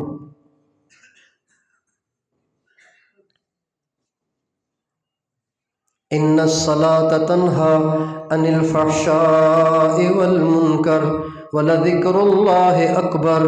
اللہ کا ذکر بہت بڑی چیز ہے۔ اور نبی سے ایک شخص نے کہا یا رسول اللہ فلاں آدمی نماز تو پڑھتا ہے لیکن چوری بھی کرتا ہے، آپ نے فرمایا ان قریب اس کی نماز اس سے چوری چھڑا دے گی، ان قریب اس کی نماز اس سے چوری چھڑا دے گی۔ اتنی نماز میں تاثیر ہے۔ اپنی نمازوں پہ محنت کریں، نمازیں سر سے نہ اتارا کریں، نمازیں قائم کریں، قائم کریں۔ کیا مطلب؟ نماز کو قائم کرنے کا مطلب یہ ہے کہ جب اذان ہو تو پھر کسی اور کام میں نہ لگیں، اذان سنتے ہی سب سے پہلے نماز کی تیاری کریں اور مسجد کو چلنا شروع کریں۔ اذا نودی للصلاة من یوم الجمعة فاسعوا الى ذکر اللہ وذروا البیع، یہ جو من یوم الجمعہ ہے نا، اس میں یہ قید اشتراطی نہیں ہے کہ جمعے کے دن ہی جب اذان کی آواز سنو تو پھر جلدی مسجد میں جاؤ اور کاروبار اور سارے اپنے جھمیلے چھوڑ دو۔ یہ نماز کے ساتھ خاص نہیں ہے، یہ جمعے کے ساتھ خاص نہیں ہے، یہ پانچوں نمازوں کے لیے ہے کہ جب کبھی تمہیں اللہ کی طرف بلایا جائے فسعوا الی ذکر اللہ، اب جلدی کرو، تاخیر مت کرو، ابھی تو 20 منٹ ہیں، ابھی تو 10 منٹ ہیں، ابھی تو 5 منٹ ہیں، ارے پہنچ جائیں گے آپ، ایسے مت کرو۔ فسعوا، اب جلدی کرو اللہ کی حاضری دینے کے لیے، اللہ کے دربار میں حاضری کے لیے جلدی کرو. وذروا البیع، سارے کام چھوڑ دو. ذالکم خیر لکم ان کنتم تعلمون، یہ تمہارے لیے بہتر ہے اے کاش کہ تم جانو. یہ نماز کو قائم کرنا ہے. میں نے کہا نا کہ نماز صحیح تو سارے گناہ چھوٹ سکتے ہیں. نماز صحیح کیا ہے اس کا طریقہ عرض کیا جا رہا ہے. اذان سنتے ہی بیٹھے نہ رہیں، لیٹے نہ رہیں، دنیا کے کام میں پھنسے نہ رہیں. اذان کی آواز کان میں پڑتے ہی اپنی پوزیشن کو چینج کریں اور دکھائیں یا اللہ میں ٹرال نہیں رہا، میں آ رہا ہوں. اذان ہوئی، جیسے بیٹھا تھا ویسے ہی بیٹھا ہوا ہے. اس کا مطلب ہے کان پہ جوئی نہیں رہیں گی، اس کا مطلب ہے ٹس سے مسیح نہیں ہوا. ایسے نہ کریں. اذان ہو حرکت میں آ جائیں، نماز کی تیاری میں لگ جائیں اور پہلی صف میں تکبیر اولیٰ کے ساتھ نماز پڑھنے کی کوشش کریں. اذان سنتے ہی تیاری. اور نماز کہاں پڑھنی ہے؟ کہاں پڑھنی ہے؟ کہاں پڑھنی ہے؟ ہمارے ہاں مقابلہ نہیں ہوتا اس میں، صحابہ کے یہاں مقابلہ ہوتا تھا اس میں. پہلی صف، پہلی صف. اللہ کرے مجھے پہلی صف مل جائے. صحابہ کے ہمارے یہاں مقابلہ کن چیزوں میں ہوتا ہے آپ دیکھ رہے ہیں؟ پیسے میں، مال میں، چیزوں میں، کپڑوں میں، پتہ نہیں کن کن چکروں میں مقابلے ہوتے ہیں. مقابلہ یہ ہے وَفِي ذَلِكَ فَلْيَتَنَافَسِ الْمُتَنَافِسُونَ، یہ میدان ہے جہاں مقابلہ کرنے کی ضرورت ہے. پہلی صف کی نماز، تکبیر اولیٰ کے ساتھ نماز. اذان سنتے ہی نماز کی تیاری. حضرت سعید بن مسیب کہتے ہیں 40 برس تکبیر اولیٰ فوت نہیں ہوئی. کہتے ہیں 20 برس ایسے ہوئے کہ جن میں اذان سے پہلے مسجد میں موجود ہوتا ہوں. 20 برس میں نے ایسے نماز پڑھی کہ اذان سے پہلے بیٹھا ہوا ہوں. یہ تو بہت اعلیٰ درجہ ہے کہ بلائے بغیر ہی، بلانے سے پہلے ہی آدمی حاضری دے دے. حاضر آیا، بلانے سے پہلے ہی آ گیا. اور بلایا جائے پھر بھی نہ آئے، نالائق ہے، نالائق ہے. بلانے کے بعد بھی دوسرے کاموں میں لگا ہوا ہے. کہہ رہے ابھی تو ٹائم ہے، چلے جائیں گے، چلے جائیں گے، چلے جائیں گے، چلے جائیں گے. اس کا نتیجہ کیا ہوتا ہے؟ پھر کبھی 1 رکعت، کبھی 2 رکعت، تکبیر اولیٰ تو جاتی ہی جاتی ہے، اور کبھی جماعت چلی جاتی ہے، کبھی تو نمازیں ہی قضا ہو جاتی ہیں. حضرت ہلال بن امیہ اور مرارہ بن ربیع اور کعب بن مالک رضی اللہ تعالی عنہم جلیل القدر 3 صحابہ ہیں. غزوہ تبوک کے لیے جانے کا حکم ہوا تو یہ 3 سوچنے لگے ابھی چلے جائیں گے، ابھی جائیں گے، ابھی تو راستے میں ہی ہوں گے، پہنچ جائیں گے، پکڑ لیں گے. ہوتے ہوتے رہ ہی گئے. تو نماز میں یہ نہیں کرنا ہے. اگر ہم گناہوں سے نجات چاہتے ہیں اور چاہتے ہیں کہ گناہ ہمارے اندر سے نکل جائیں، جان چھوٹ جائے ان سے، تو یہ دوسرا کام ضرور کریں. نماز پہ محنت کریں.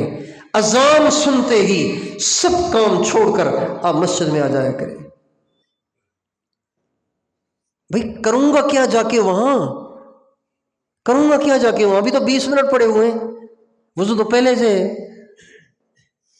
یہ شیطان چکر دے گا. ہمارے نبی کا ارشاد ہے نمازی جب تک نماز کے انتظار میں ہو تو وہ نماز ہی میں ہوتا ہے. جب آپ نماز کا انتظار کر رہے ہیں نا تو فرشتے یوں لکھیں گے کہ اس کی نماز شروع ہو گئی ہے. یہ نہیں کہ جب امام اللہ اکبر کہے گا اس کا اجر پھر شروع ہوگا، اس کا اجر ابھی سے شروع ہو گیا. تو اذان سنتے ہی نماز کی تیاری کون کون کریں گے؟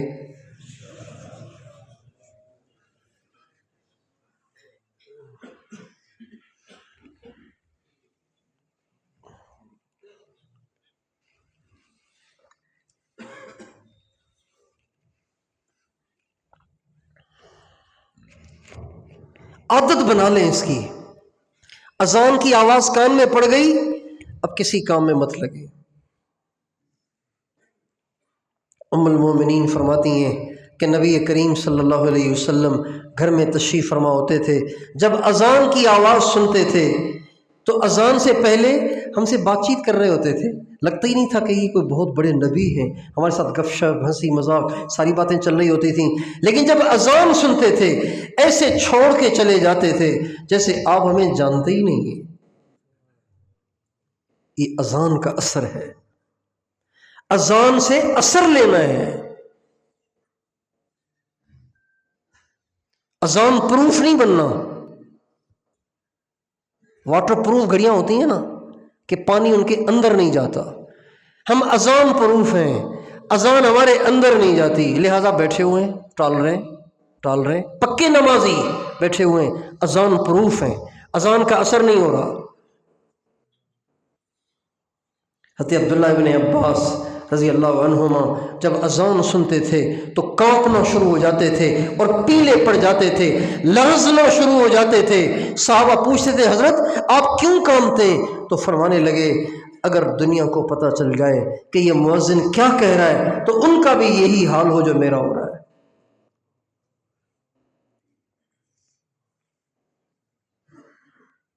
تو اذان پروف نہیں بننا، اذان سنتے ہی اپنی پوزیشن سے یہ واضح کرنا ہے، اپنی پوزیشن سے اس بات کا اظہار کرنا ہے کہ میں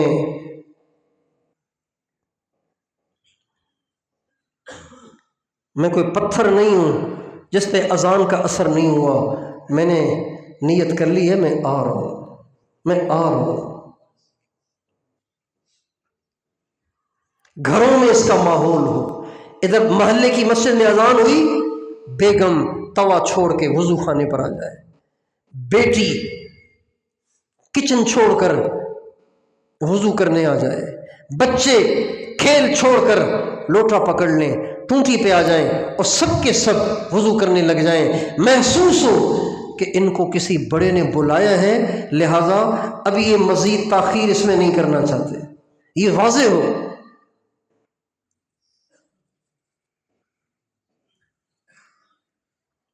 اور پہلی صف تکبیر اولا، امام ربانی حضرت مولانا رشید احمد گنگوہی، میرے شیخ العرب والعجم حضرت مولانا عبدالحفیظ مکی، ان کے شیخ الحدیث قطب الاقطاب مولانا محمد زکریا صاحب، ان کے شیخ رئیس المحدثین حضرت مولانا خلیل احمد صاحب سہارنپوری، ان کے شیخ امام ربانی حضرت مولانا رشید احمد گنگوہی، مولانا الیاس صاحب اور ان کے شیخ مولانا خلیل احمد سہارنپوری، اور ان کے شیخ حضرت امام ربانی قطب العالم حضرت مولانا رشید احمد گنگوہی رحمۃ اللہ علیہ۔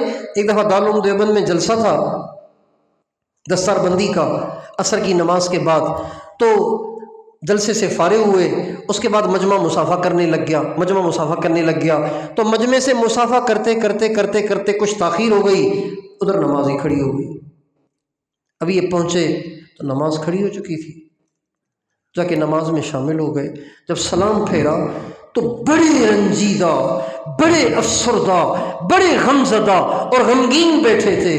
کسی نے پوچھا حضرت کیا ہو گیا، کوئی مسئلہ ہو گیا ہے؟ فرمانے لگے 22 برس کے بعد آج تکبیر اولا فوت ہو گئی۔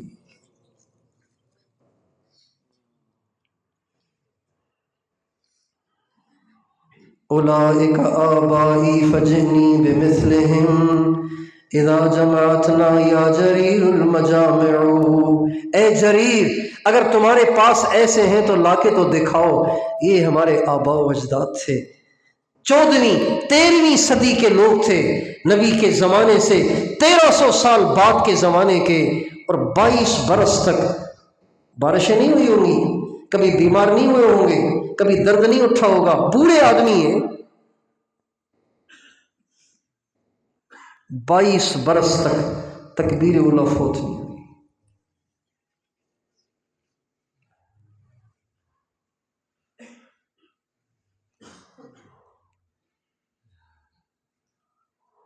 22 برس تک تکبیر اولا فوت نہیں ہوئی۔ تو بھائیوں نمازوں پہ محنت کریں. ایک غیر سالک بھی دھما دھم نماز پڑھتا ہے اور ایک سالک بھی دھما دھم نماز پڑھ رہا ہے، تو فرق کیا ہوا؟ اللہ سے ملاقات ہے، کوئی مذاق ہے؟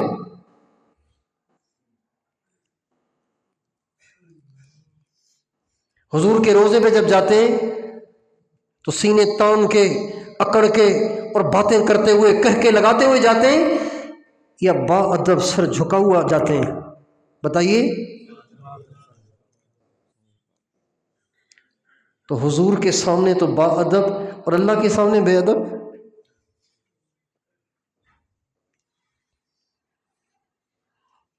قد افلح المؤمنون الذين هم في صلاتهم خاشعون والذين هم عن اللغو معرضون.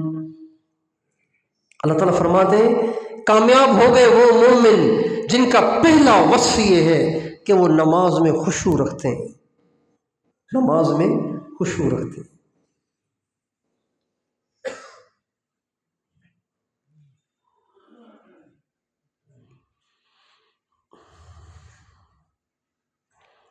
ہمارے نبی نے ایک شخص کو دیکھا نماز میں کھڑا ہوا ہے اور یوں کر رہا ہے، یوں کر رہا ہے نماز میں. آپ نے فرمایا اگر اس کے دل میں خشوع ہوتا تو یہ ایسے نماز نہ پڑھتا. خشوع نہیں ہے بیچارے کے.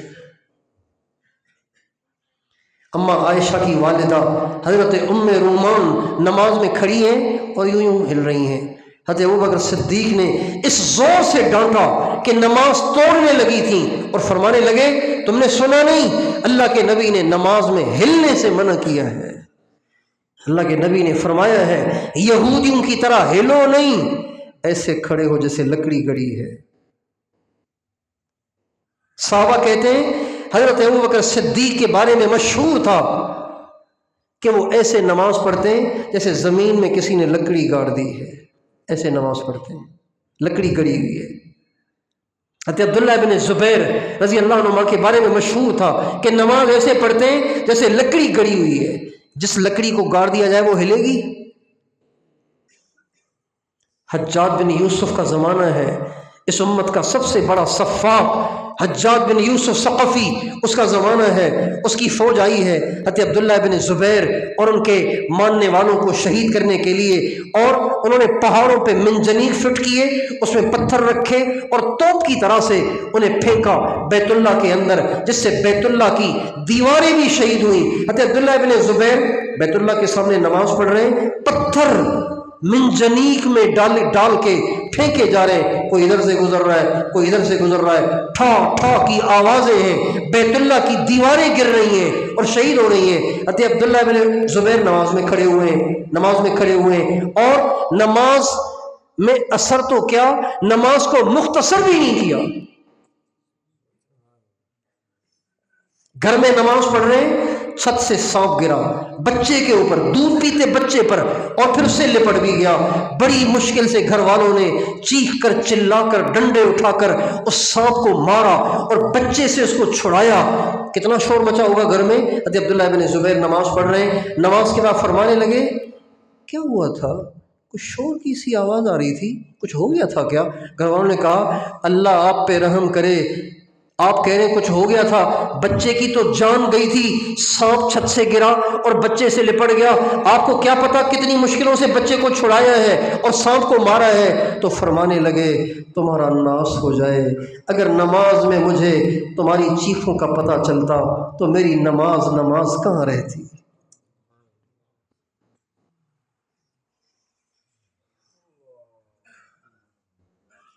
یہ نمازیں صرف سننے پڑھنے کے لیے رہ گئی ہیں.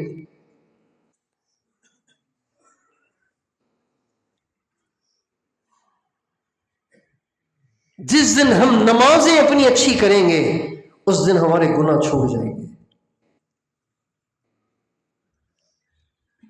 جس دن اپنی نظر قیام میں سجدے کی جگہ ٹکا دیں گے اور اتحیات میں گود میں ٹکا دیں گے اور رکوع میں دونوں پاؤں کے درمیان فوکس کر دیں گے، اللہ تعالیٰ ہمیں توفیق دیں گے کہ ہم نماز سے باہر بھی اپنی نظر نہیں اٹھائیں گے.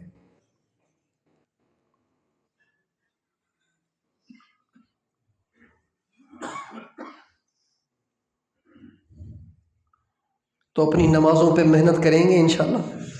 کیسے؟ اذان سنتے ہی اپنی پوزیشن تبدیل کریں، نماز کی طرف چلیں، نماز کی تیاری میں لگ جائیں۔ ایک دوسرا، نماز سکون سے پڑھیں، ہلیں نہیں، حرکتیں مت کریں، سکون سے پڑھیں۔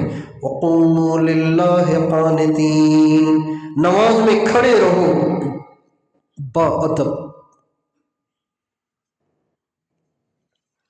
اور ہر رکن سکون سے ادا کریں۔ ایک آدمی 2 رکعت 4 منٹ میں پڑھتا ہے، ایک آدمی 2 رکعت 2 منٹ میں پڑھتا ہے، تو جس نے 2 منٹ میں پڑھی اس نے کتنے منٹ بچا لیے؟ کتنے بچا لیے؟ بتائیے ان 2 منٹوں میں کون سا کارخانہ چلائے گا؟ کون سی بلڈنگ کھڑی کرے گا؟ 2 منٹ بچائے ہیں، نماز کو برباد کر کے 2 منٹ بچا لیے اس نے۔ اب یہ 2 منٹ کس کام کو آئیں گے؟ جب اس کو نماز کی بد دعا لگے گی تو۔ ہمارے نبی کا ارشاد ہے، جو نماز کا ستیہ ناش کر کے پڑھتا ہے، نماز کو بے دھیانی سے اور ارکان کو صحیح ادا نہ کر کے پڑھتا ہے، تو نماز اس کو بد دعا دیتی ہے۔ ضیعک اللہ کما ضیعتنی، خدا تجھے برباد کرے جیسے تو نے مجھے برباد کیا۔ اب نماز کی بد دعائیں لے کے 2 منٹ بچا لیے تو کرے گا کیا اس کا؟ سکون سے پڑھے۔ کہتے ہیں نا گھوڑے بیچ کے سوتا ہے، کہتے ہیں نا کوئی ایسا سوئے کہ اٹھنے کا نام نہ لے تو کہتے ہیں گھوڑے بیچ کے سوتا ہے۔ ہم کہتے ہیں ہمارے ساتھی نماز ایسے پڑھے جیسے گھوڑے بیچ کے نماز پڑھے، سلام پھیرنے کو دل ہی نہ کرے۔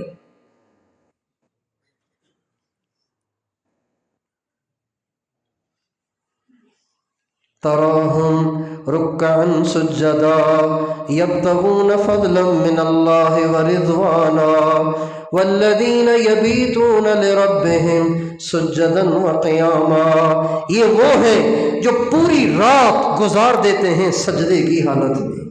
پوری رات سجدے کی حالت میں، اتنا لمبا سجدہ۔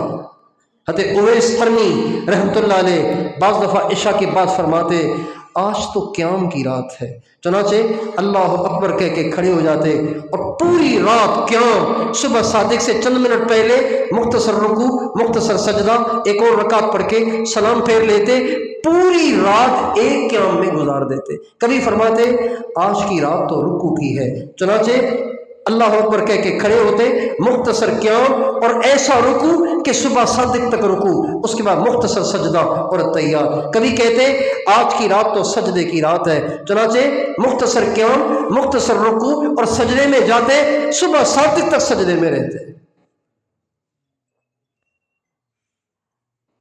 والذین یبیتون لربہم سجدا وقیاما کانوا قلیلا من اللیل ما یہجعون وبالاسحار هم یستغفرون۔ تو کیا خیال ہے، نمازوں پہ محنت کریں گے انشاءاللہ؟ یہاں موقع ہے، یہاں ایسی نمازیں پڑھیں۔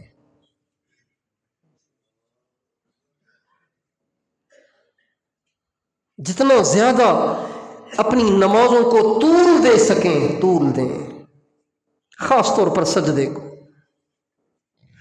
سب سے زیادہ بندہ اللہ کے قریب اس وقت ہوتا ہے جب اس کا ماتھا فرش پہ ہو اور عاجزی سے رگڑ رہا ہو۔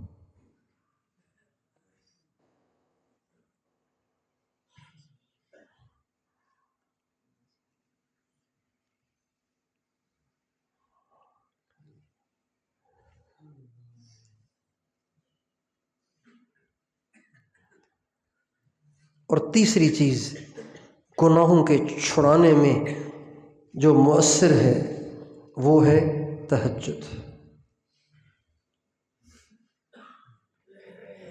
ہمارے نبی کا ارشاد ہے کہ تہجد میں یہ تاثیر ہے کہ اس سے گناہ چھوٹ جاتے ہیں، یہ ہمارے نبی کا ارشاد ہے۔ تہجد کا اہتمام کرو، اس میں بدن کی صحت ہے اور گناہوں سے روک ہے، رکاوٹ ہے۔ گناہ کرنا آپ کے لیے مشکل ہو جائے گا اگر آپ تہجد کی پابندی کریں گے۔ تہجد ہم پڑھا کریں۔ سب سے افضل تہجد رات کے آخری حصے میں، تہائی حصے میں، اور اگر اس وقت توفیق نہیں ہے، اتنی ہمت اور حوصلہ نہیں ہے، تو سونے سے پہلے ہی پڑھ لیں، لیکن پڑھیں تہجد۔ حضرت گنگوہی رحمۃ اللہ علیہ کی ساری زندگی کبھی تہجد نہیں گئی۔ حضرت گنگوہی کی ساری زندگی کبھی تہجد، بولیے، ایسے بھی لوگ تھے یار۔ حج کے سفر میں، بحری سفر کا حج، بحری سفر، سمندر میں سفر کر رہے، مولانا منیر احمد نانوتوی ساتھ تھے۔ فرماتے ہیں کہ آدھی رات کو حضرت گنگوہی اٹھ گئے، آدھی رات کو، اور فرمانے لگے بھائی سمندر میں سے 2 ڈول بھر لو، میں نے غسل کر کے تہجد پڑھنی ہے۔ تو وہ عالم تھے، کہنے لگے اجی اگر آج تہجد چلی بھی گئی تو کیا ہو جائے گا، نفل ہے، مہربانی کریں۔ اب آدھی رات کو کہہ رہے ہیں سمندر میں سے پانی بھر کے دو۔ فرمایا نہیں، تہجد تو پڑھنی ہے۔ چنانچہ تہجد کو اس وقت بھی پڑھا، چھوڑا نہیں۔ ایک ہمارے حضرت جی ایک بیان میں اپنی طرف اشارہ کر کے فرمانے لگے اس مجمع میں ایک بوڑھا ہے جس کی 50 سال سے تہجد قضا نہیں ہوئی۔ 50 سال، بیماریاں بھی آتی ہیں، سفر بھی ہوتے ہیں، مجبوریاں بھی ہوتی ہیں، کبھی آدمی ناپاک بھی ہوتا ہے، گرم پانی کا انتظام بھی نہیں ہوتا ہے، پتہ نہیں کتنے کتنے مسائل آتے ہیں زندگی میں۔ 50 سال تک تہجد قضا نہیں ہوئی۔ گناہوں کو چھڑانے میں بڑا دخل ہے اس کا، تہجد۔ علیکم بقیام اللیل، ہمارے نبی تہجد نفل ہے، لیکن الفاظ وہ فرما رہے ہیں جو فرض اور واجب کے لیے فرمائے جاتے ہیں۔ علیکم بقیام اللیل فإنہ دأب الصالحین قبلکم، تہجد کو لازم پکڑو، اس لیے کہ تم سے پہلے اللہ والوں کا یہی طریقہ تھا، یہ ان کا شیوا تھا، یہ ان کی عادت دائمہ مستمرہ تھی کہ وہ کبھی تہجد چھوڑتے نہیں تھے۔ اور یہ سردیوں کا موسم تہجد کی اپنے اندر عادت ڈالنے کا موسم ہے۔ عشاء کی نماز 7 بجے ہو رہی ہے، ہمارے یہاں 7:30 بجے ہو رہی ہے، یہاں 7 بجے ہو رہی ہے، KPK میں اس سے بھی پہلے ہوتی ہوگی۔ صبح صادق یہاں 5:33 پہ تھی، ہمارے یہاں 5:43 40:43 پہ ہے، 42:43 پہ ہے، اور KPK میں تھوڑی اور جلدی ہوگی۔ اب بتائیے کتنی لمبی رات ہے۔ 6 گھنٹے سو جائیں، 7 گھنٹے سو جائیں، اٹھ جائیں۔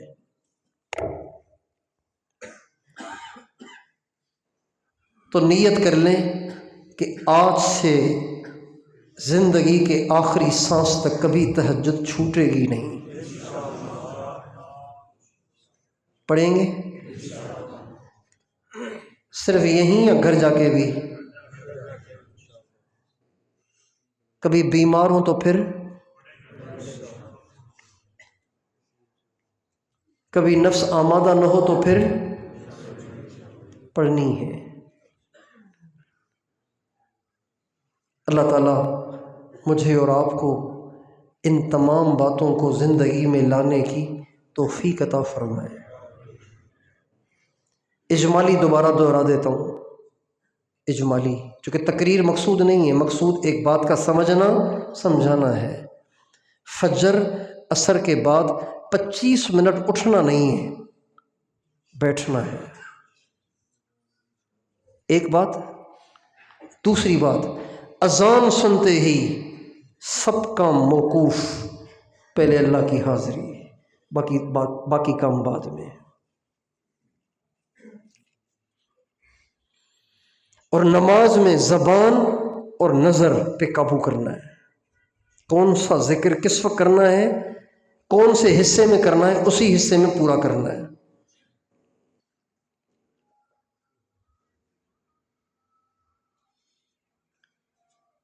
اور تیسری بات، تہجد پڑھنی ہے۔ سب سے افضل تہجد آخری حصے والی، اور 2 نمبر تہجد یہ کہ سونے سے پہلے پڑھ لیں۔ یہ 2 نمبر تہجد ہے۔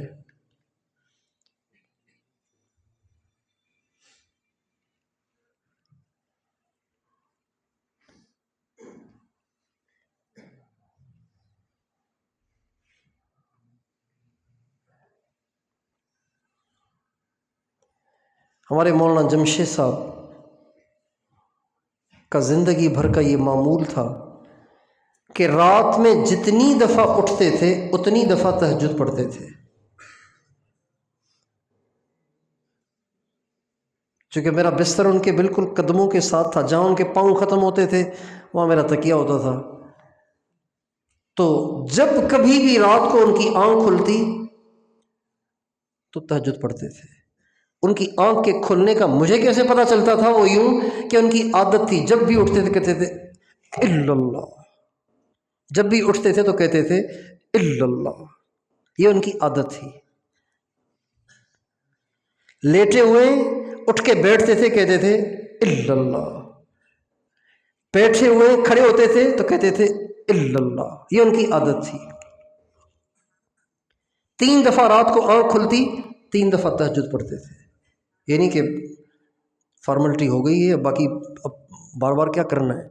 اب آپ میں سے کوئی یوں سوچے سونے سے پہلے 8 رکعت پڑھ تو لی تھی، اب اٹھ کے پھر کیا کرنا ہے؟ آنکھ کھل گئی ہے پھر بھی کہہ رہے پڑھ تو لی تھی، پھر وہ 2 نمبر پڑھی تھی، اب آنکھ کھل گئی ہے، تیمم، وہ تو تیمم کر لیا تھا نا آپ نے، اب جب پانی مل گیا ہے تو اللہ کے بندے موقع سے فائدہ اٹھاؤ، اللہ نے آنکھ کھولی ہے۔ تو اس کی ہم کوشش کریں، سونے سے پہلے تہجد پڑھیں، وہ کہ جو نہیں اٹھ سکتے، الارم سے بھی نہیں اٹھتے، جگانے سے بھی نہیں اٹھتے، جھنجھوڑنے سے بھی نہیں اٹھتے، تو وہ سونے سے پہلے پڑھ لیا کریں۔ لیکن اللہ تعالیٰ اٹھا دے تو پھر اس موقع کو ہاتھ سے نہ جانے دیں، اس لیے کہ تہجد کا اطلاق تو اس نماز پہ بھی ہوتا ہے جو سونے سے پہلے آپ نے پڑھ لی، لیکن اللہ کا عرش جو آسمان پہ آتا ہے اور اللہ آوازیں لگاتا ہے، حل من داعٍ فاستجیب له، حل من سائل فاعطیہ، حل من تائب فاتوب علیہ، حل من مستغفر فاغفر له، کوئی ہے دعا کرنے والا، کوئی ہے مجھ سے مانگنے والا، کوئی ہے توبہ کرنے والا، کوئی ہے گناہوں کی بخشش چاہنے والا۔ یہ اعلانات تو رات کے آخری تہائی حصے میں لگتے ہیں، یہ شروع میں نہیں ملیں گے آپ کو، یہ والی بات تو آپ کو ملے گی آخر میں۔ ہاں، تہجد نام کی نماز، تہجد نام کی نماز وہ آپ سونے سے پہلے بھی پڑھ لیں گے۔ اس لیے اللہ تعالیٰ کسی کو موقع دے سونے سے پہلے پڑھنے کے بعد، سونے سے پہلے پڑھ کر سو جانے کے بعد اگر کسی کی آنکھ کھلے تو اس کو اس موقع کو غنیمت جان کر اس کو بھی اٹھ کے تہجد پڑھنی چاہیے، یہ نہیں سوچنا چاہیے کہ پڑھ تو لی اب دوبارہ کیوں پڑھوں۔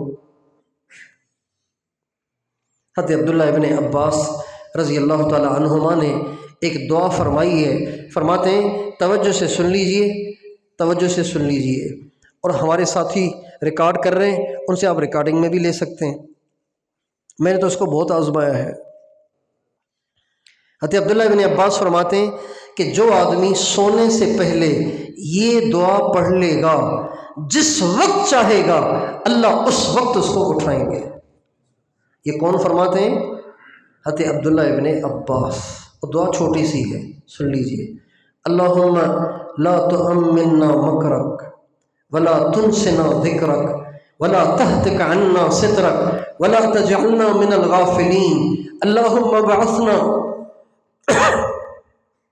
فی احب الاوقات الیک حتی نذکرک فتذکرنا ونسألک فتعطینا وندعوک فتستجیب لنا